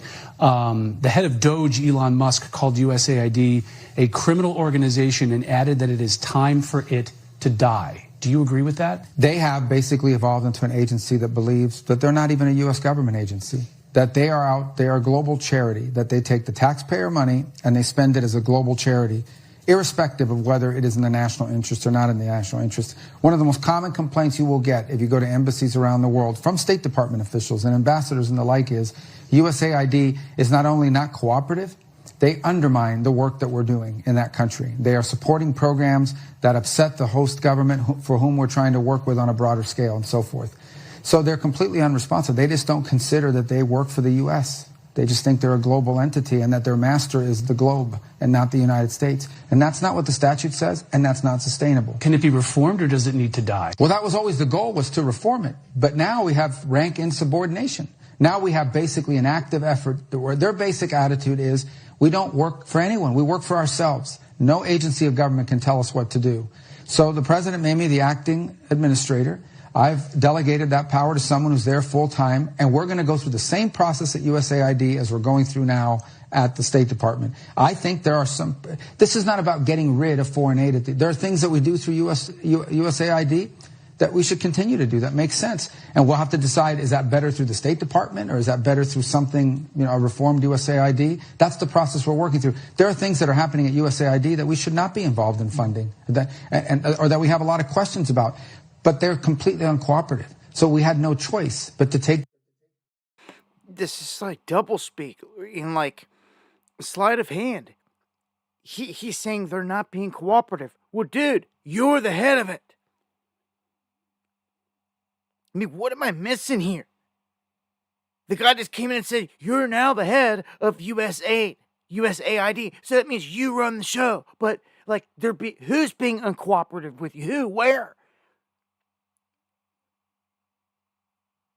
Who's this mystery group that thinks they're above the law? Where? Give me some names. Who? What? Nothing. It's garbage. Puppet show. And it's on to the next, huh? All right, let's get into this next one. Mr. Gates is back. Fear-mongering about a pandemic. And I put a video out on this, but there's a couple different pieces here that I'm going to play off this, and then we'll recap on it. He's done this, he's making his rounds, going to all these shows, and it's like, hold on, what are they doing? Why are they doing this all of a sudden? Like, why does all these shows have him in the lineup, back to back to back? This is for a reason. When you see stuff lined up and telegraphed like this, it's for a reason. What do you think about Elon Musk? Okay, you have history too. As the kids would say, you've got beef. Okay, you've had your ups and downs as well. You recently said that some of the stuff he's doing with far-right politicians overseas is insane stuff, bleep. Knowing Elon as you do, are you comfortable with the amount of power he's wielding inside the U.S. government right now? Well, I admire the great private sector stuff he's done. SpaceX, Tesla, both amazing companies. I think in the case of USAID, he doesn't appreciate the phenomenal work that goes on. It's not partisan work. It's nutrition. It's avoiding. It's beyond repair. Well, I give billions of dollars to the same thing that USAID does. I go out in the field and study these things. I hire scientists. And so, I think if he really knew the work there, he wouldn't be telling 10,000 people not to come and do that work. Yeah. So this is, him out there making his rounds. This is the really good one. This is the one I covered earlier. Here's the whole piece on it. And I guess I'll give some thoughts on it here afterwards. Here we go. Before COVID, you say you spent the most sleepless nights worrying about pandemics. After COVID, has that changed? And if it has, what keeps you up now? Because we all need to know. Yeah, the pandemic, sadly, was fairly predictable, and it won't be the last pandemic. The next one could be far more severe. I mean, this one, it killed millions. It was awful. We got the vaccine. You know, actually, President Trump's leadership was a factor in getting that out quickly. And so when I spoke to him, I said, okay, here's some other medical innovations, including a thing called an HIV cure that could be accelerated. So, you know, we should be more prepared, both for a pandemic. I'd say that's still number one. You know, you can worry about nuclear war. You can worry about AI. This there's sounds like plenty to worry about. But you overall, sleep I'm at an all? optimist. Okay. Well, No, I mean, you know, it's up to the government to think ahead on behalf of the citizens. Yes. So, pandemic, there's a lot that we should be doing that hopefully we'll get our act together before the next one comes. You know, overall, the innovation in health, both in the developing countries, the rich world, you know, I love being part of that. I was reading, though, that you said the next pandemic you are predicting within maybe 25 years. Is that Certainly accurate? we'll have one in the next 25 years. You know, there's even some pathogens out there that we're watching over right now. You know, so maybe 10% chance in the next 4 years. Yeah. In the next 4 years, you see how he slid that out? We just went that whole conversation. Mr. Highly invested in jabs that just had a meeting about that and making money with jabs with Trump. That just scared the crap out of everybody. Why are Trumpers not calling this out? This whole thing. Why are they not saying, you know, Gates for jail, Gates for prison? There's like nothing. And that's ridiculous. Anyone with any integrity, intelligence, any of this stuff will be calling this out, even if he voted Trump in there. But what is getting absolutely ridiculous is the crickets coming from the crowd. It's getting pathetic. And see, this ain't going to last much longer. Because it's just not. This man should be arrested. That was high hopes for people out here. Everything that we went through last time. But no, it's clear where this is going. It's clear at this point if you're paying attention where it's going. We're heading toward another event. It's going to be far worse than the last one. He's like, oh yeah, we lost millions of lives and this and that, blah, blah, blah. Like it was nothing.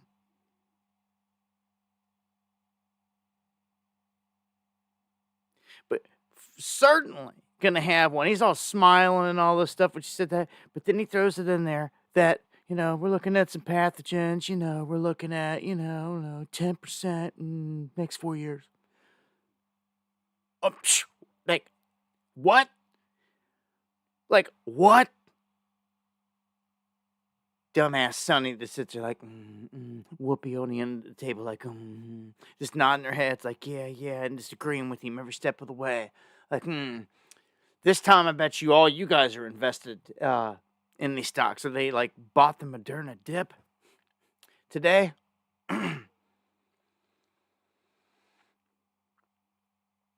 Look, man, this man was tied into everything we went through. Him, Fauci, it goes hand in hand. You can't talk about crimes or any of the stuff going on with what we went through without bringing them up. And it looks like he's going to be fully embedded in the next event. So I took this very serious. Primarily because, like, the visions God gave me. when we were locked down and they were telling you got to have your papers to get on the highway to even go to work, essential this. I was like, this ain't happening. And I was shown the crazy visions and images of what a real event will be like. And I just kept looking out my window at my neighbor's house and all this stuff. I'm just thinking to myself, there's no way. Like, they're going to be going door to door and, like, people snitching at, there's no way. People snitching at everybody out. How are you going to come again? Like, no way. I seen it all crystal clear. He gave it to me that way. And I said, look, I'm getting ready for this. I'm not getting caught. It ain't going to happen here. Where do I need to go? What do I need to do? And, like, God supplied me the visions. This is your best bet to ride this out. Almost like Noah building an ark. You need to go here. You need to do this. You need to get ready. And I've spent every moment of my life for the past 4 years getting ready for this. I've took it more serious than anything. Because they were obviously serious. They didn't mess around. It was a global. They locked us all down worldwide. And they were all in on it. So think Russia and China and the United States are going to go to World War III. It's garbage. They all participated in a huge scam to lock us all down, and they were in on it together. And if you got half a brain, you should see it. They were all in on it. So I don't want to hear it. Like, some of us just are not stupid. We see it. And we can see what's coming. And see, he telegraphed. That's part of the black magic as well. They have to telegraph and show you and tell you what they're doing in advance. They targeted this year, 2025.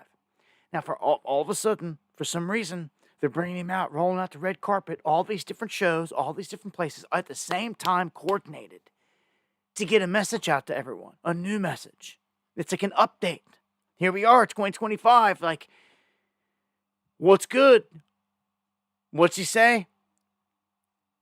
You got at least, you bought yourself some time, is what I feel he's saying.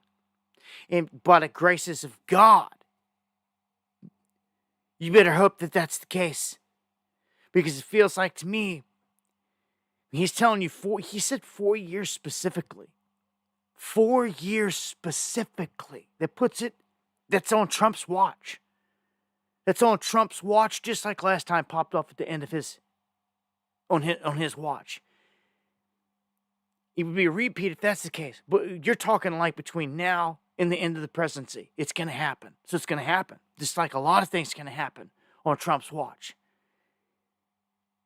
I feel like he just adjusted the time frame.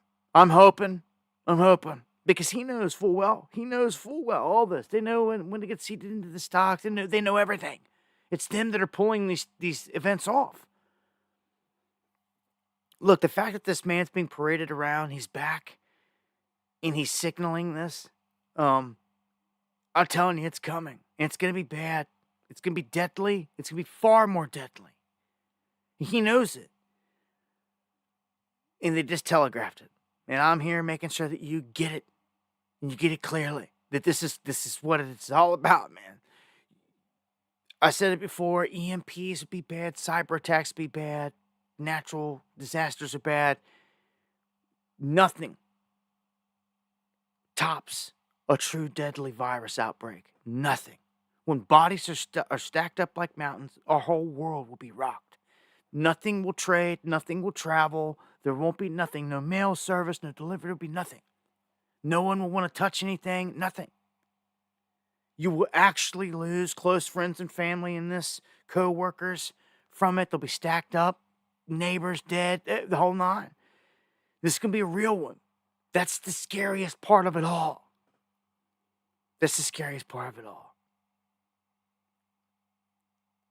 You don't do a beta and then do a beta and a beta. No, everything we went through was a beta test. It was all to prepare for this one. So they could run it. They could run it in real time. They did. They did it globally. They ran a freaking beta test. The whole world for years ran the whole thing out. The whole thing. On the economic side, they tried to do everything that they could do to gather data. So now they've calculated all that data to prepare for the real event. to make their adjustments, to make their tweaks, and to do this and that. This is scary. This is scary. This is scary. Scarier than all of it. Look, what did he just say? He even said it himself. He's like, oh, you could be afraid of nukes. You could be afraid of AI, but none of it tops this. And he's right. Again, scary that he's right.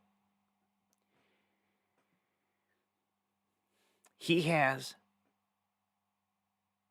the 666 Luciferus jab technology that was never used. It leaves a glowing mark on your skin. An X.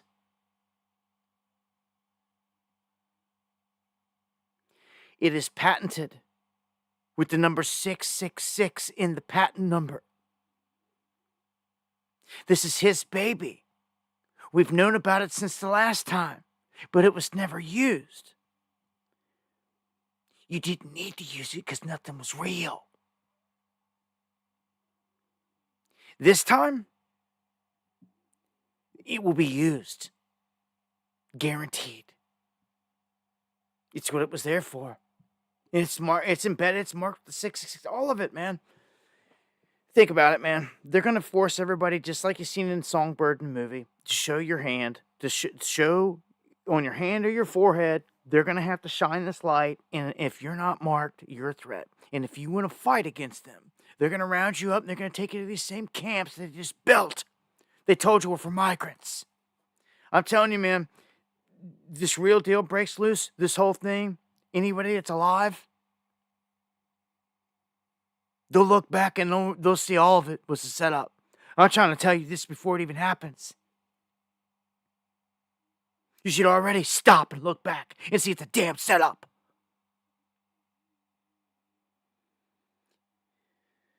Every step of the way, we've seen where this is going, but like, you're sitting there screaming at everybody, like, get out of the way, get out of the way. Train's coming through, and they're standing on the tracks, and nobody's listening. And it's about to, like, be a slaughter. This is not going to be good. How do you prepare for this? First off, if you locked up the criminals responsible, it wouldn't happen. But since no one's going to take this serious, and it seems they're blinded by black magic, they're going to get away with this. They're going to launch it. You're going to wake up one day. Bird flu is going to be spread. They've already got the jabs. They're ready for this. The lady, I've shared the footage, man. All the different people from the CDC and all that, they've been having all the stuff for bird flu. They've prepared for this forever. The lady said it. And who are they going to target? They're going to target our farmers. They're going to go straight to the heart of it. They're going to go to them and they're going to say, you take this or you can't sell. You can't sell or even raise anything to sell. You can't buy, sell, or trade without the mark. It just takes one event. This one event that we've already been through, but we're going to go through it real deal. They're set up. The strike teams then become the teams to round people up, the purebloods. What do you think those places are being designed for? You and I. Straight up. I'll give up what you call it. Conspiracy, it's what it is. End of the day, it's what it will be. Some of you that live out in the woods, wherever you're at, into the few, however it ends, you remember this. You remember we had this pegged. As we often do, but does it matter? When the masses don't listen, when we can't reach millions.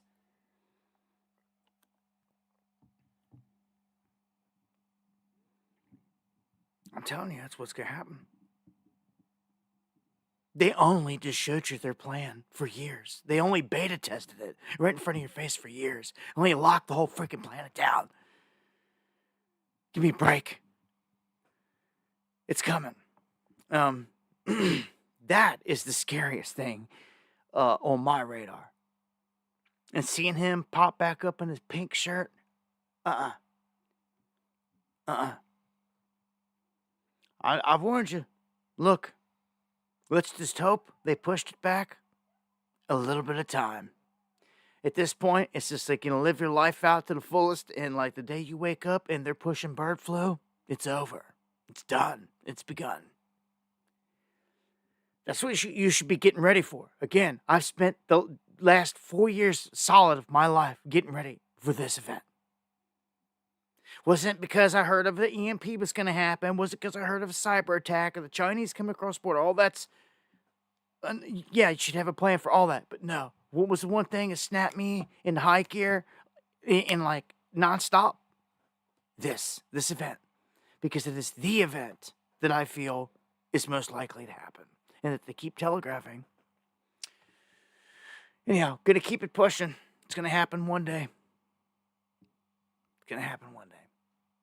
The DOJ here is not gonna fire people that were involved in J6, which is all this, we're kind of waiting to see who. Are people just going to get fired, or are people actually going to go to jail for crimes? This is just musical chairs, just moving people out of one place, buying them out. They're still getting paid. Like, you're talking crimes here. Like, so DOGE was set to enter FBI headquarters to obtain the names of 5,000 agents who worked on the January 6 cases. And Christopher Wray done stepped down. He's out of there. Kash Patel's the new man. Like, they should have access to absolutely everything. And unless they were all out there burning files to get rid of stuff, like, there should be stuff all over the place. Like, all over the place. So how much of this is a puppet show? Again, how many people are just going to be replaced with a different person and that's it? Nobody goes to jail. Well, you see what's happening here. They're in there trying to find 5,000 agents that worked on January 6th. And I tweeted out earlier, image of a guy, a Fed, that helped go on January 6th to stage the whole thing, march up into the place, and thank you, Randy Church, for the PayPal. March up into the place. Do everything that they did, actually commit the crime and do a lot more worse stuff than other people did that was just filming and just walking around. Well, that guy, he turned around and was helping to do raids on people that were at J6. That did what? Did less than what he did. So the dude was actually there participating, causing the destruction at J6, then turning around, joining the raid team, and then raiding these other people's houses.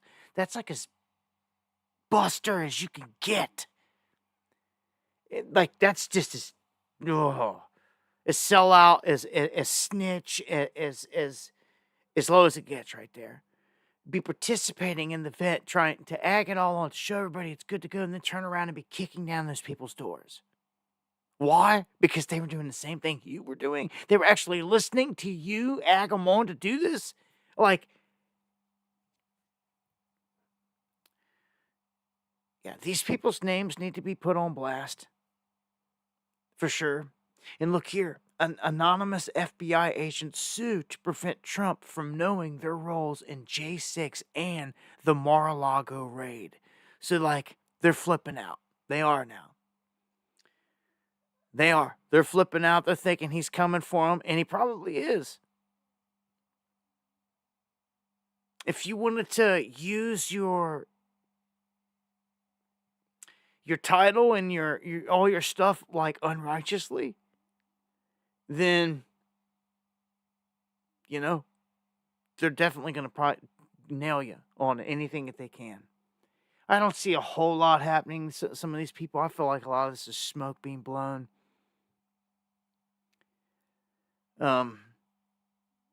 So let's jump into the Israel thing. We'll play some clips here, and then we're going to discuss the clips. Of course, Netanyahu next to him. And I got to say this. I've seen some people making so many people make up whatever they want out of thin blue air every day on TikTok, on X, on all these Trumpers especially. And I see it. And one did it today and said, Trump just screwed Netanyahu. You can see it in his facial expression, his body language, and all this stuff. And they start these conspiracies. And you wonder why Q grew legs and ran. Because these people do this stuff. It reminds me of the DEI stuff. It's like a brainwashing thing. They'll run around all day saying DEI, DEI, DEI, DEI, DEI, DEI. It just like repeats, like, shut up. Like, y'all falling for it. You're part of the problem. You're regurgitating what they want you to do. Anyhow, this is a setup. Israel is tied into it hand in hand. But what people are missing is that the United States went over to help carve out all of what is Israel and to make it what it is today. So it's like, dude, you can't forget these things. In the other parts of history, of what Israel's done to us. The U.S. will take over the Gaza Strip, and we will do a job with it, too. We'll own it and be responsible for dismantling all of the dangerous unexploded bombs and other weapons on the site, level the site and get rid of the destroyed buildings, level it out, create an economic development that will supply unlimited numbers of jobs and housing for the people of the area. Do a real job, do something different. Just can't go back. If you go back, it's going to end up the same way it has for 100 years. The U.S. will take over. Okay, and I'm going to play this next clip. Now, he says you just can't go back. Just can't. We're going to go in and we're going to clean it out. You know, we're going to own it. Okay, stop right there. It's okay, Trumpers. Cover your ears. Act like you're not going to hear this. Run in the other room since you won't want to talk about it or face the fire. He said we're going to clear it out. We're going to gut it. You know, humans, life that's in there. And nobody, you just can't go back. Nobody can go back.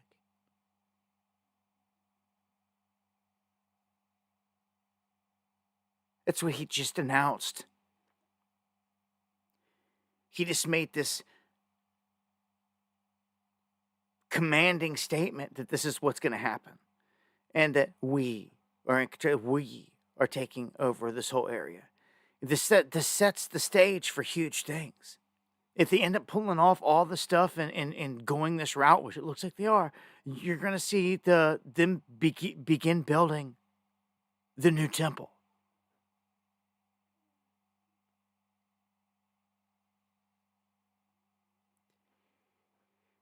He is saying that they are going to try to relocate these people to different areas and like rebuild them, maybe multiple different settlement areas, and make them like Rivieras and all the stuff. And the people of Palestine, the Palestinians are like, no, we're not. We're going back home. We're going to rebuild it. It reminds me of California right now. All these people that want to go in there and rebuild their house, and the government's like, no, you're not. It's too dangerous. It has to be bulldozed. Sound familiar? Sound familiar?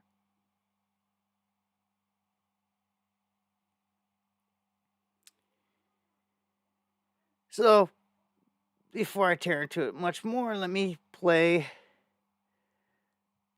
the next clip of him. And yeah, people are tripping because he's sliding a chair in under Netanyahu and all this other stuff. Yeah.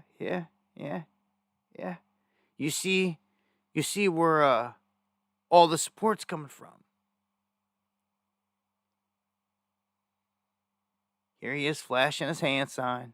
Listen to this one. Would Palestinians have the right to return to Gaza if they left while the rebuilding was happening? It would be my hope that we could do something really nice, really good, where they wouldn't want to return.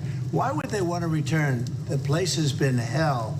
It's been one of the meanest, You hear the girl in the background? Because it's their home, sir. He don't care. Do you understand his position on this? He don't care. meanest, toughest places on earth. And right now, it's I've seen every picture from every angle, better than if I were there. And nobody can live there. You can't live there. So if we can build them through massive amounts of money supplied by other people, very rich nations, and they're willing to supply it. If we can build something for them in one of the countries, and it could be Jordan, it could be Egypt, it could be other countries, and you could build 4 or 5 or 6 areas. It doesn't have to be one area, but you take certain areas and you build really good quality housing, like a beautiful town, like someplace where they can live and not die. Because Gaza is a guarantee that they're going to end up dying. The same thing's going to happen again. It's happened over and over again. Because of the guy sitting next to you. And it's going to happen again as sure as you're standing there, Peter. So I hope that we could do something where they wouldn't want to go back. Who would want to go back? They've experienced nothing but death and destruction. Egypt and Jordan tell you no, what will you do then? Well, I don't think they're going to tell me no. Did you hear that? Well, I don't think they're going to tell me no. How arrogant that is. He's going to force these people into Jordan, into Egypt, and they're already saying that it's going to destabilize their governments. And I'm here to tell you that's exactly what they want to do because it's part of the greater Israel plan. It encompasses parts of Jordan and Egypt, and we talked about this before. We knew this. We knew that they were the last ones on the list in the map. And guess they are the exact 2 countries they're turning around and targeting. The exact 2. I think they're going to tell Biden no, and I think they're going to tell other people no. So you think it will happen at the end? I think there's a good chance, yeah. How many people are you thinking about? All of them. I mean, we're talking about probably 1.7 million people, 1.7 million, maybe 1.8 million. But I think all of them. I think they'll be resettled in areas where they can live a beautiful life and not be worried about dying every day. Because of the man sitting next to him. They're not talking about doing anything other than getting every single one of these people out of there and into another place. That's it. It's all this about. They don't care about anything else. That's what it's about. And people flipped out about his comments about clearing the place out because they're like, dude, like you're talking like dictator, like all this and that. And they tried to cover it up a little bit here. 30,000 unexploded munitions. It is the buildings that could tip over at any moment. There's no utilities there whatsoever. No working water, electric, gas, nothing. God knows what kind of disease might be festering there. So when the president talks about cleaning it out, he talks about making it habitable, and this is a long-range plan.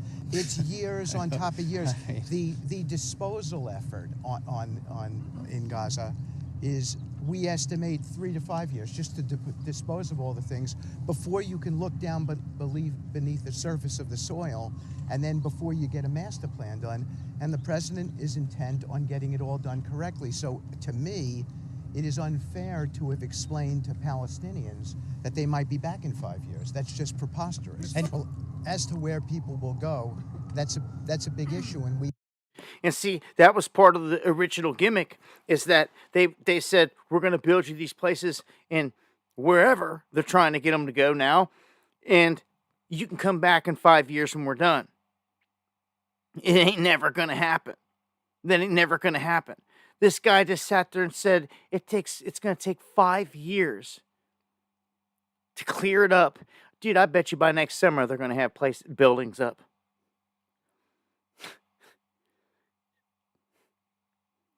Again, the parallels to California and the situation there, people not able to go into their homes and all this stuff, man, they're heavy. Someone wants a piece of land and property, you'll see the tactics that they'll use right here in different accounts to get that land and get that property, no matter what, no matter how, they got to go about doing it. And it seems that this is happening. So there's a plan right here. It's the Gaza Strip restructuring or reconstruction and development plan, already chalked up right here. It's got 6 different chapters here that go over. It's just like LA 2028. Like it already got a full master plan for redoing the whole area.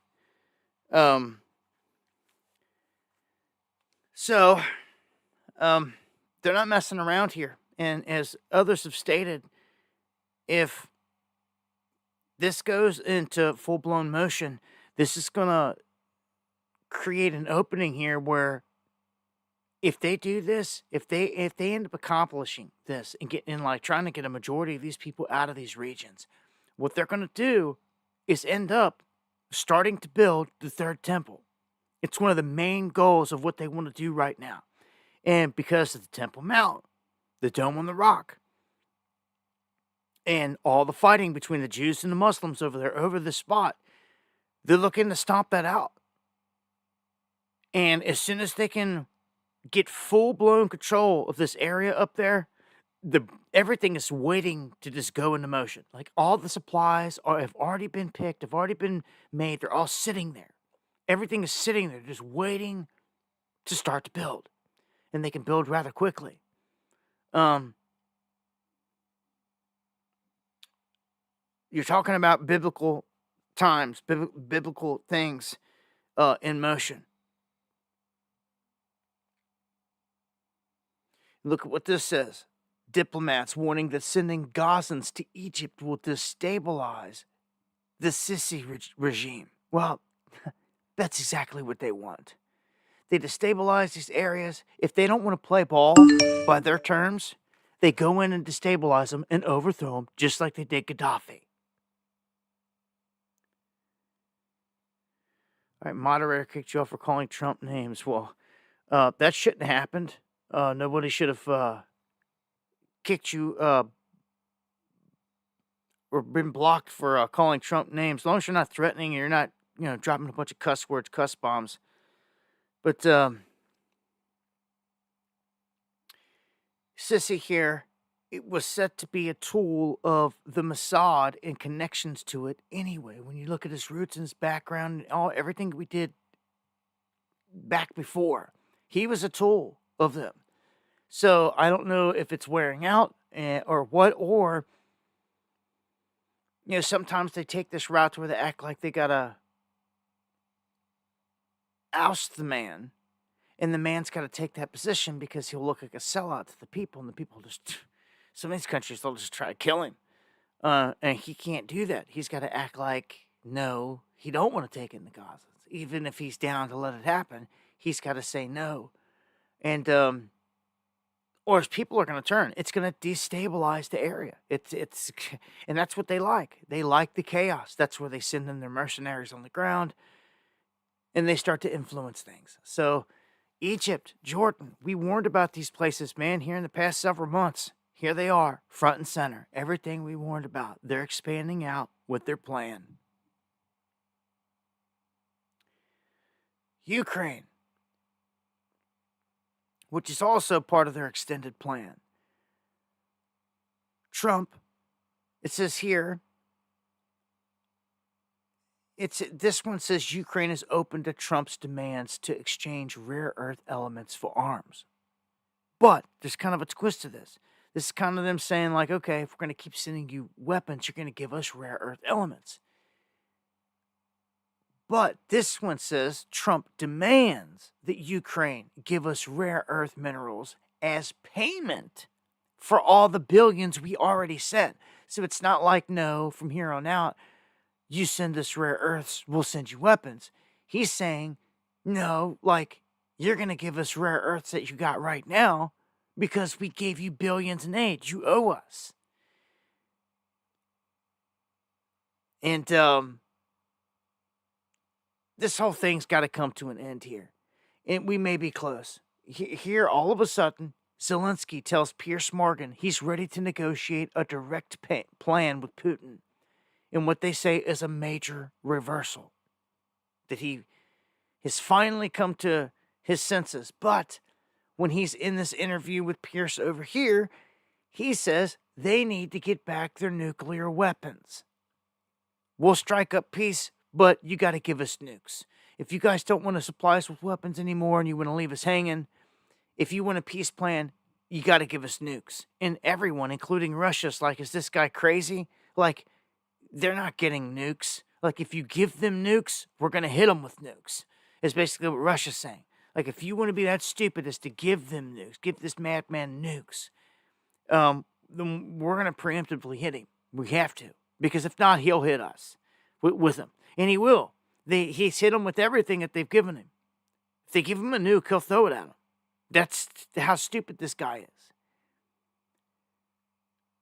And that's what he's wanting. That's what he is wanting. So, Russia says still no progress made on arranging a Trump-Putin summit. It's supposed to be part of this 100-day plan of Trump's here. We're just in the beginning stages of it. I say give it into spring. Something may happen. Trump's not like rushing it because it's not. And he strong arms everything. You know what I'm saying? So him not rushing it. It's just kind of like putting the ball in our court. Even though he is trying to be this peacemaker, he's trying to be this global peacemaker, and he's already started it. If he can continue on this path of going to all these places and striking up peace, I mean, they've already labeled him the Gentile Messiah. So it's like, what's this? They're going to pull all the troops from Syria. You've heard all this stuff for years, like Iraq, all this, but like, they're going to do it. They're actually going to do it. Again, this is all under Trump. It's going to make him look like some savior, like man of peace in this instance. Don't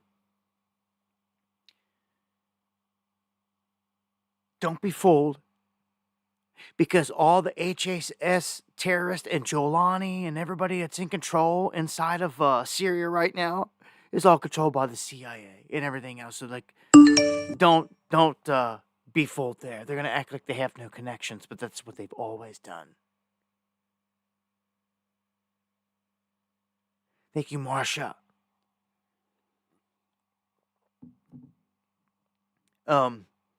So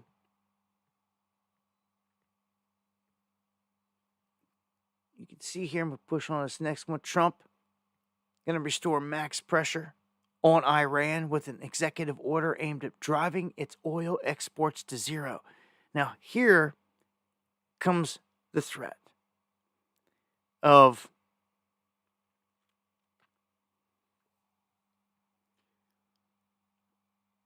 if he's going to go to war with somebody like big, it's going to be Iran, because he's back in Israel, and they've been telegraphing this for a minute. They said out of nowhere, when these assassination attempts on him happened, they kept mentioning Israel. They kept bringing up, not Israel, Iran. Out of nowhere they did it several times, and it was kind of stupid timing. You could tell they were trying to push a narrative. That's how I seen it. That's how I felt it. Like, there was no reason. You could just feel it. And I called it out then. As time went by, they kept on trying to push it. And it's like, look, this is going to be a thing. This is going to be a thing. They keep trying to do it. So here he goes doing this. Max pressure on Iran. Well, why? Right here.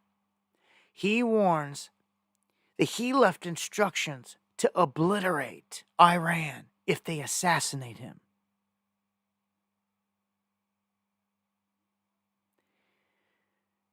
Which is pretty strong words here. If they assassinate him. He's so old they could act like it and off into the shadows for his final days here, huh? But this is what he's saying. He's saying with all the stuff with them and all the threats that he left a note to have them wiped off the face of the earth if they are successful in taking it. Why say that you're unhappy to sign it if it's Iran and their proxies who have threatened to retaliate against you and your team by killing you guys for taking out Soleimani? Well, they haven't done that, and that would be a terrible thing for them to do, not because of me. If they did that, they would be obliterated. That would be the end. I've left instructions. If they do it, they get obliterated. There won't be anything left. And they shouldn't be able to do it. And Biden should have said that, but he never did. I don't know why, lack of intelligence, perhaps. But he never said it. If that happens to a leader or close to a leader, frankly, if you had other people involved also, you would call for total obliteration of a state that did it. That would include Iran. So I'm signing this, and it's a very powerful document, but hopefully we're not going to have to use it. Why say that you're... You hear that? You hear that? He has signed and left a letter to obliterate Iran if they kill him. If anything happens to Trump at this point, you like the most advanced, most recent weapon we got will be dropped on them. No matter how much of it's staged, orchestrated, this is where this is going. So somebody else jumped up, and they even thought it was them. They're about to get hit. This ain't good for them, because now anyone could jump up and touch him, and if they do, Iran's going to get hit for it. Yeah.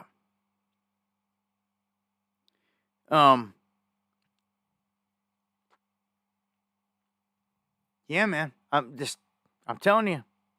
He left instructions to destroy Iran if they assassinate him. So that's where we're at with that. Let's get a quick update here on the border at 11/11. New Jersey governor that talked all this crap about housing illegals, he gets his bluff called by Homan, and now he turns around and says, "Oh, it was all a lie," because they were going to pay his house a visit and they're going to take him down. And I'm telling you, it's going to be interesting to see how many of these governors that are talking all this crap are going to stand there and do it. Like in Colorado and California, if they're going to stand there and like go down, get arrested, any of them, and what it's going to, I could see that if a popular governor or person got arrested and taken down, that a whole bunch of rowdy people in the streets around them started to go, they're going to get them going nuts. We just seen the protests that they're trying to kick up. These anti-immigration protests in all these different cities, these sanctuary cities. And these sanctuary cities are the places that ICE is going into to get these people. Dude, these are going to become war zones. But nobody cares. These deportations have already started targeting Trinidad, Aragua, and they're in Colorado, in Aurora, the place where the stories all began. There's apartment complexes, they're there operating, so they're in there. The raids are happening in Colorado right now in terms of all this. And they're using new stuff on our border right now. They have recon missions flying over our border. They have the SIG INT flights going over, which is signals intelligence operations going over our border. And they're treating it as a war zone. They're literally treating our southern border as a war zone for the first time in history. They're running flights all the way down through Baja, around Cabo San Lucas. They've got a nuclear, what do they got here? U.S. Navy's nuclear-powered aircraft carrier, the USS Nimitz, is sitting off the coast now. Dude, they're about to start pounding them. Maybe people missed it and didn't get the memo. These cartels have been labeled terrorist. What that means, they will smoke them. kill them with our military in any given moment, and they're about to start doing this. Full scale, pounding them out. And they're getting in position. All the military going down to the border, all the way across at Ospreys, Humvees, all kinds of troops, by the thousands. Now that they're running missions all along the border, in the air, and they've got freaking aircraft carriers parked right off the coast. Dude, it's about to go down. So, you know what this is? This is everything that they trained for the past 10 years, starting over a decade ago. Jade Helm. That's right. It's live. It's everything they ever trained for. It's the exact scenario, and there's never been a training mission like it since. On the border, nothing touches it or comes close. And what was it pertaining? It had these teams going into populated areas to find other people, the bad guys, and get them out of there. And they were putting wristbands on them and all this other stuff. Yeah, we covered every bit of it, right? And it all had to do majorly with our border. That's right. And now you couple all this, the strike teams and all the military and everything together, voila. Here we go. Here they are, doing exactly what they trained for in Jade Helm. Except back then, people were tripping saying, oh, they're making these camps by the border, which they're doing now. They're making them for Americans, but no one had any justification for why. So it was just a conspiracy theory.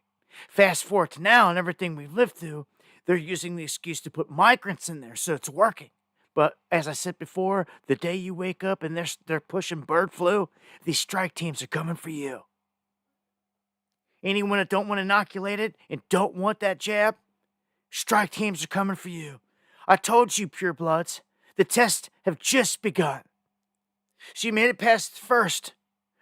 That wasn't even a real anything. Will you make it past the next? When guns are pulled, people's lives are on the line, who will buckle as the Most High watches?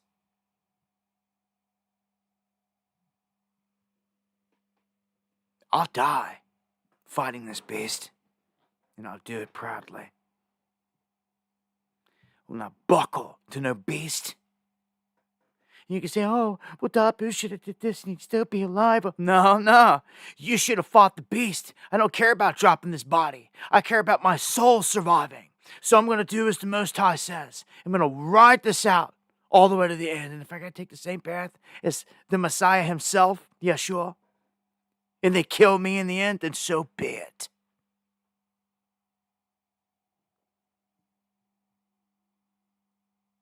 Rather any of that than go out like a scared bitch. Okay? I ain't bowing down to the beast. I ain't getting the mark. I ain't doing none of it. I'm going to be one of the ones that you're going to see in the end that ride this thing out, whether they're chasing me through the woods in the end to gun me down through drones or whatever, or you never hear what happened to me. This place is going to be so much chaos before long that when the comms go down, you'll never hear of people again. When it comes back online, you'll have to be on the beast system, and I won't be. So you'll never hear from me again.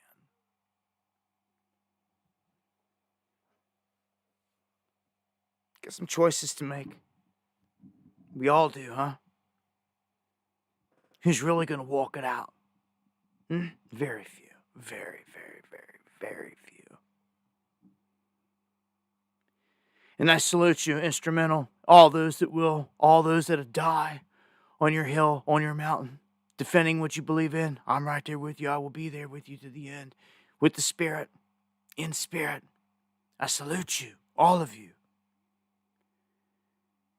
that ride against this beast. It's truly a remnant. And again, all those that claim pure blood out there and this and that, we'll see. We'll see how many's left after the next test.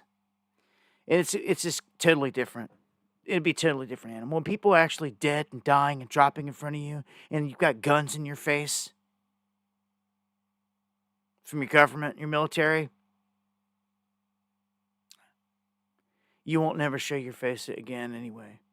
Most people will bow down, and they won't have what it takes to make a stand. And they won't have the courage to show their face, even if we were around or alive or anything like that. What are you going to do, show up and say, oh, yeah, I took the mark? I bowed down? The time's coming at some point. We all know it. So it's like, it's actually approaching faster and faster is the scariest part. Like, who wants to go through any of this traumatic hell? Well, did you think the end days were going to be fun? I don't know. Everybody wanted to get in here for this moment. We're here. I mean, what did everybody think that this was going to be? We knew it was going to be chaotic. It'd be a wild one to talk about. Oh, I lived through the end time. So did I. Oh, yeah, how did you die? Well, I guess that's not what's important. What's important is that my soul doesn't die. That's what's important. That your essence lives on when you drop this body. That is what I fight this fight most of all, to get you guys to understand and hopefully get people out of here. There's one thing that I could do with my time while I'm here is to help people get out. Yeshua, Jesus, the Messiah showed us the way. But there's many secrets and stuff that was kept, things that were manipulated, and things that knowledge that if you had would help you. And all in all,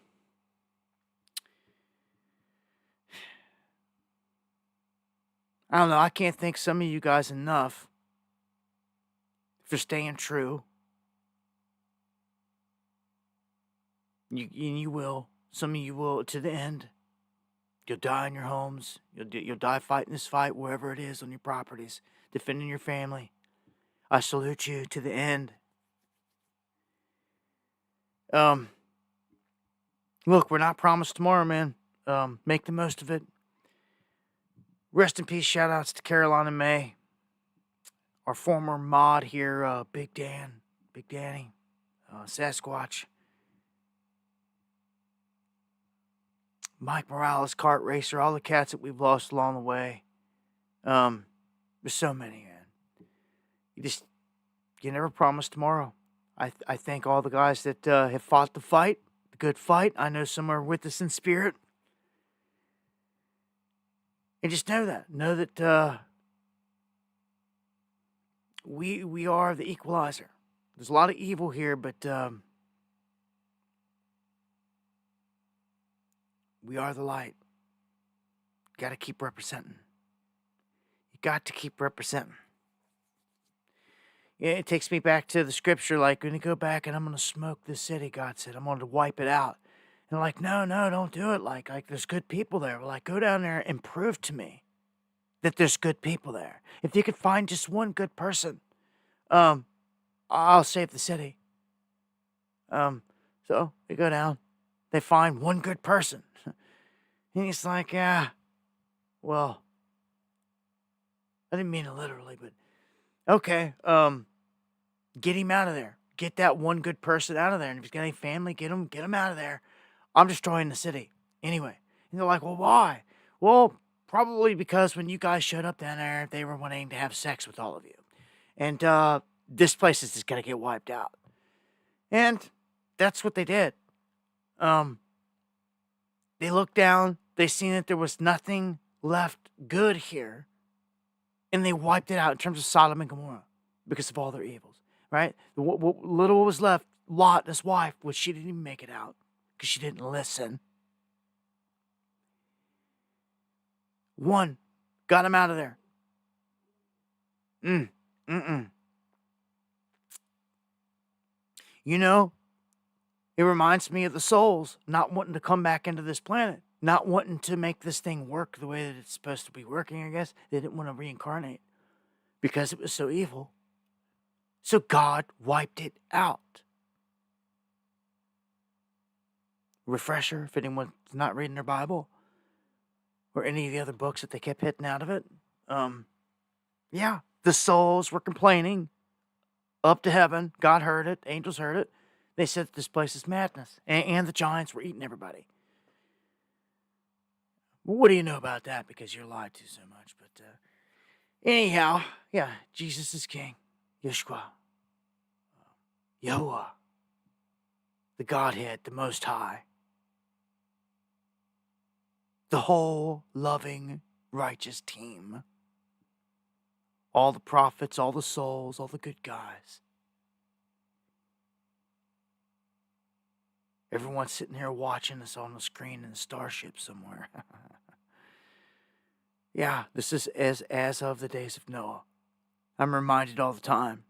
I'm even by my own plight, my escape into the wilderness and to get to safety. I was constantly reminded, like, the story of Noah. Like, once your ark's done, the rain begins.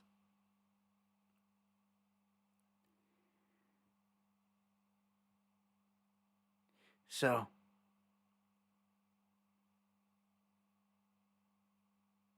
don't forget, Billy Goats is back on the scene, saying something's coming. If anyone cares, I'd get ready. Yeah. So it's a double-edged sword. What do you do with your time, your money, and all this stuff? What do you do? End of days. Chop it up, you spend every last bit of it trying to get ready. Take a vacation because it might be the last one you got.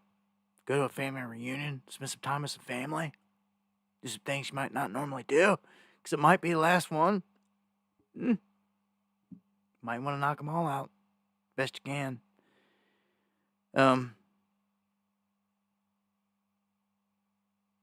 Because after this next series, after this next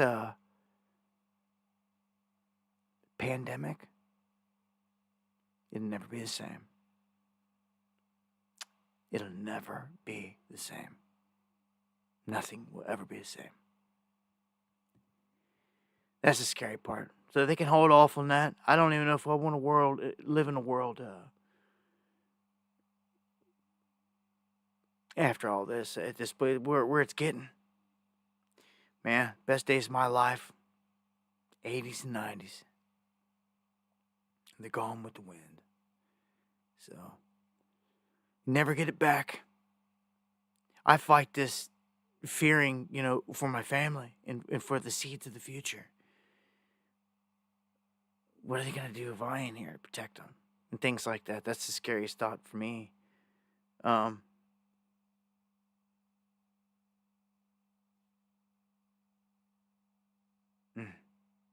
Fight the good fight, man, is all I can say, man. Keep oil in your lamp. Yeah, the oil of gladness. There's some research for you tonight, biblically. Look up the oil of gladness. Read the stories on that. And then I'll unlock them later. And you'll see what it really means. If you don't figure it out, don't know already. It's kind of a giveaway with the name, but all right, guys, gonna take us out of here. Going live Monday, Wednesday, and Friday, 9 p.m. Eastern. If the Lord doesn't return in the coming days, I'll see you here next time for some Underground World News Live. Much love. God bless.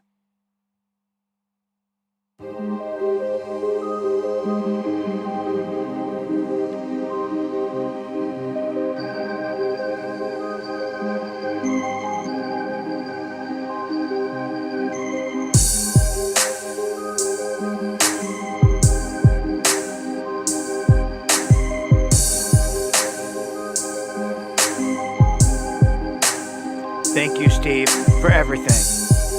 For real. All the love, all the support. All you guys. Kev Bowler. Some of you writers that have been out there for a minute. Just thank you for everything. Crown Jewels, man.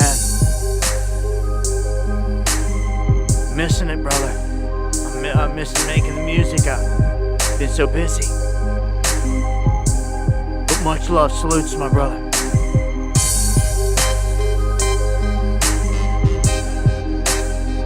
and Steve. Man, one of these days. This has been too long, been putting it off too long. We gotta hook up.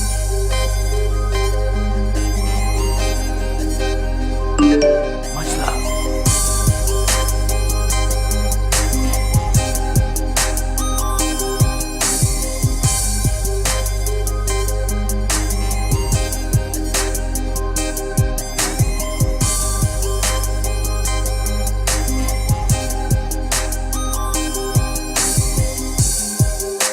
And of course, thank you, Eon, the legendary. Nobody puts it down like you, brother.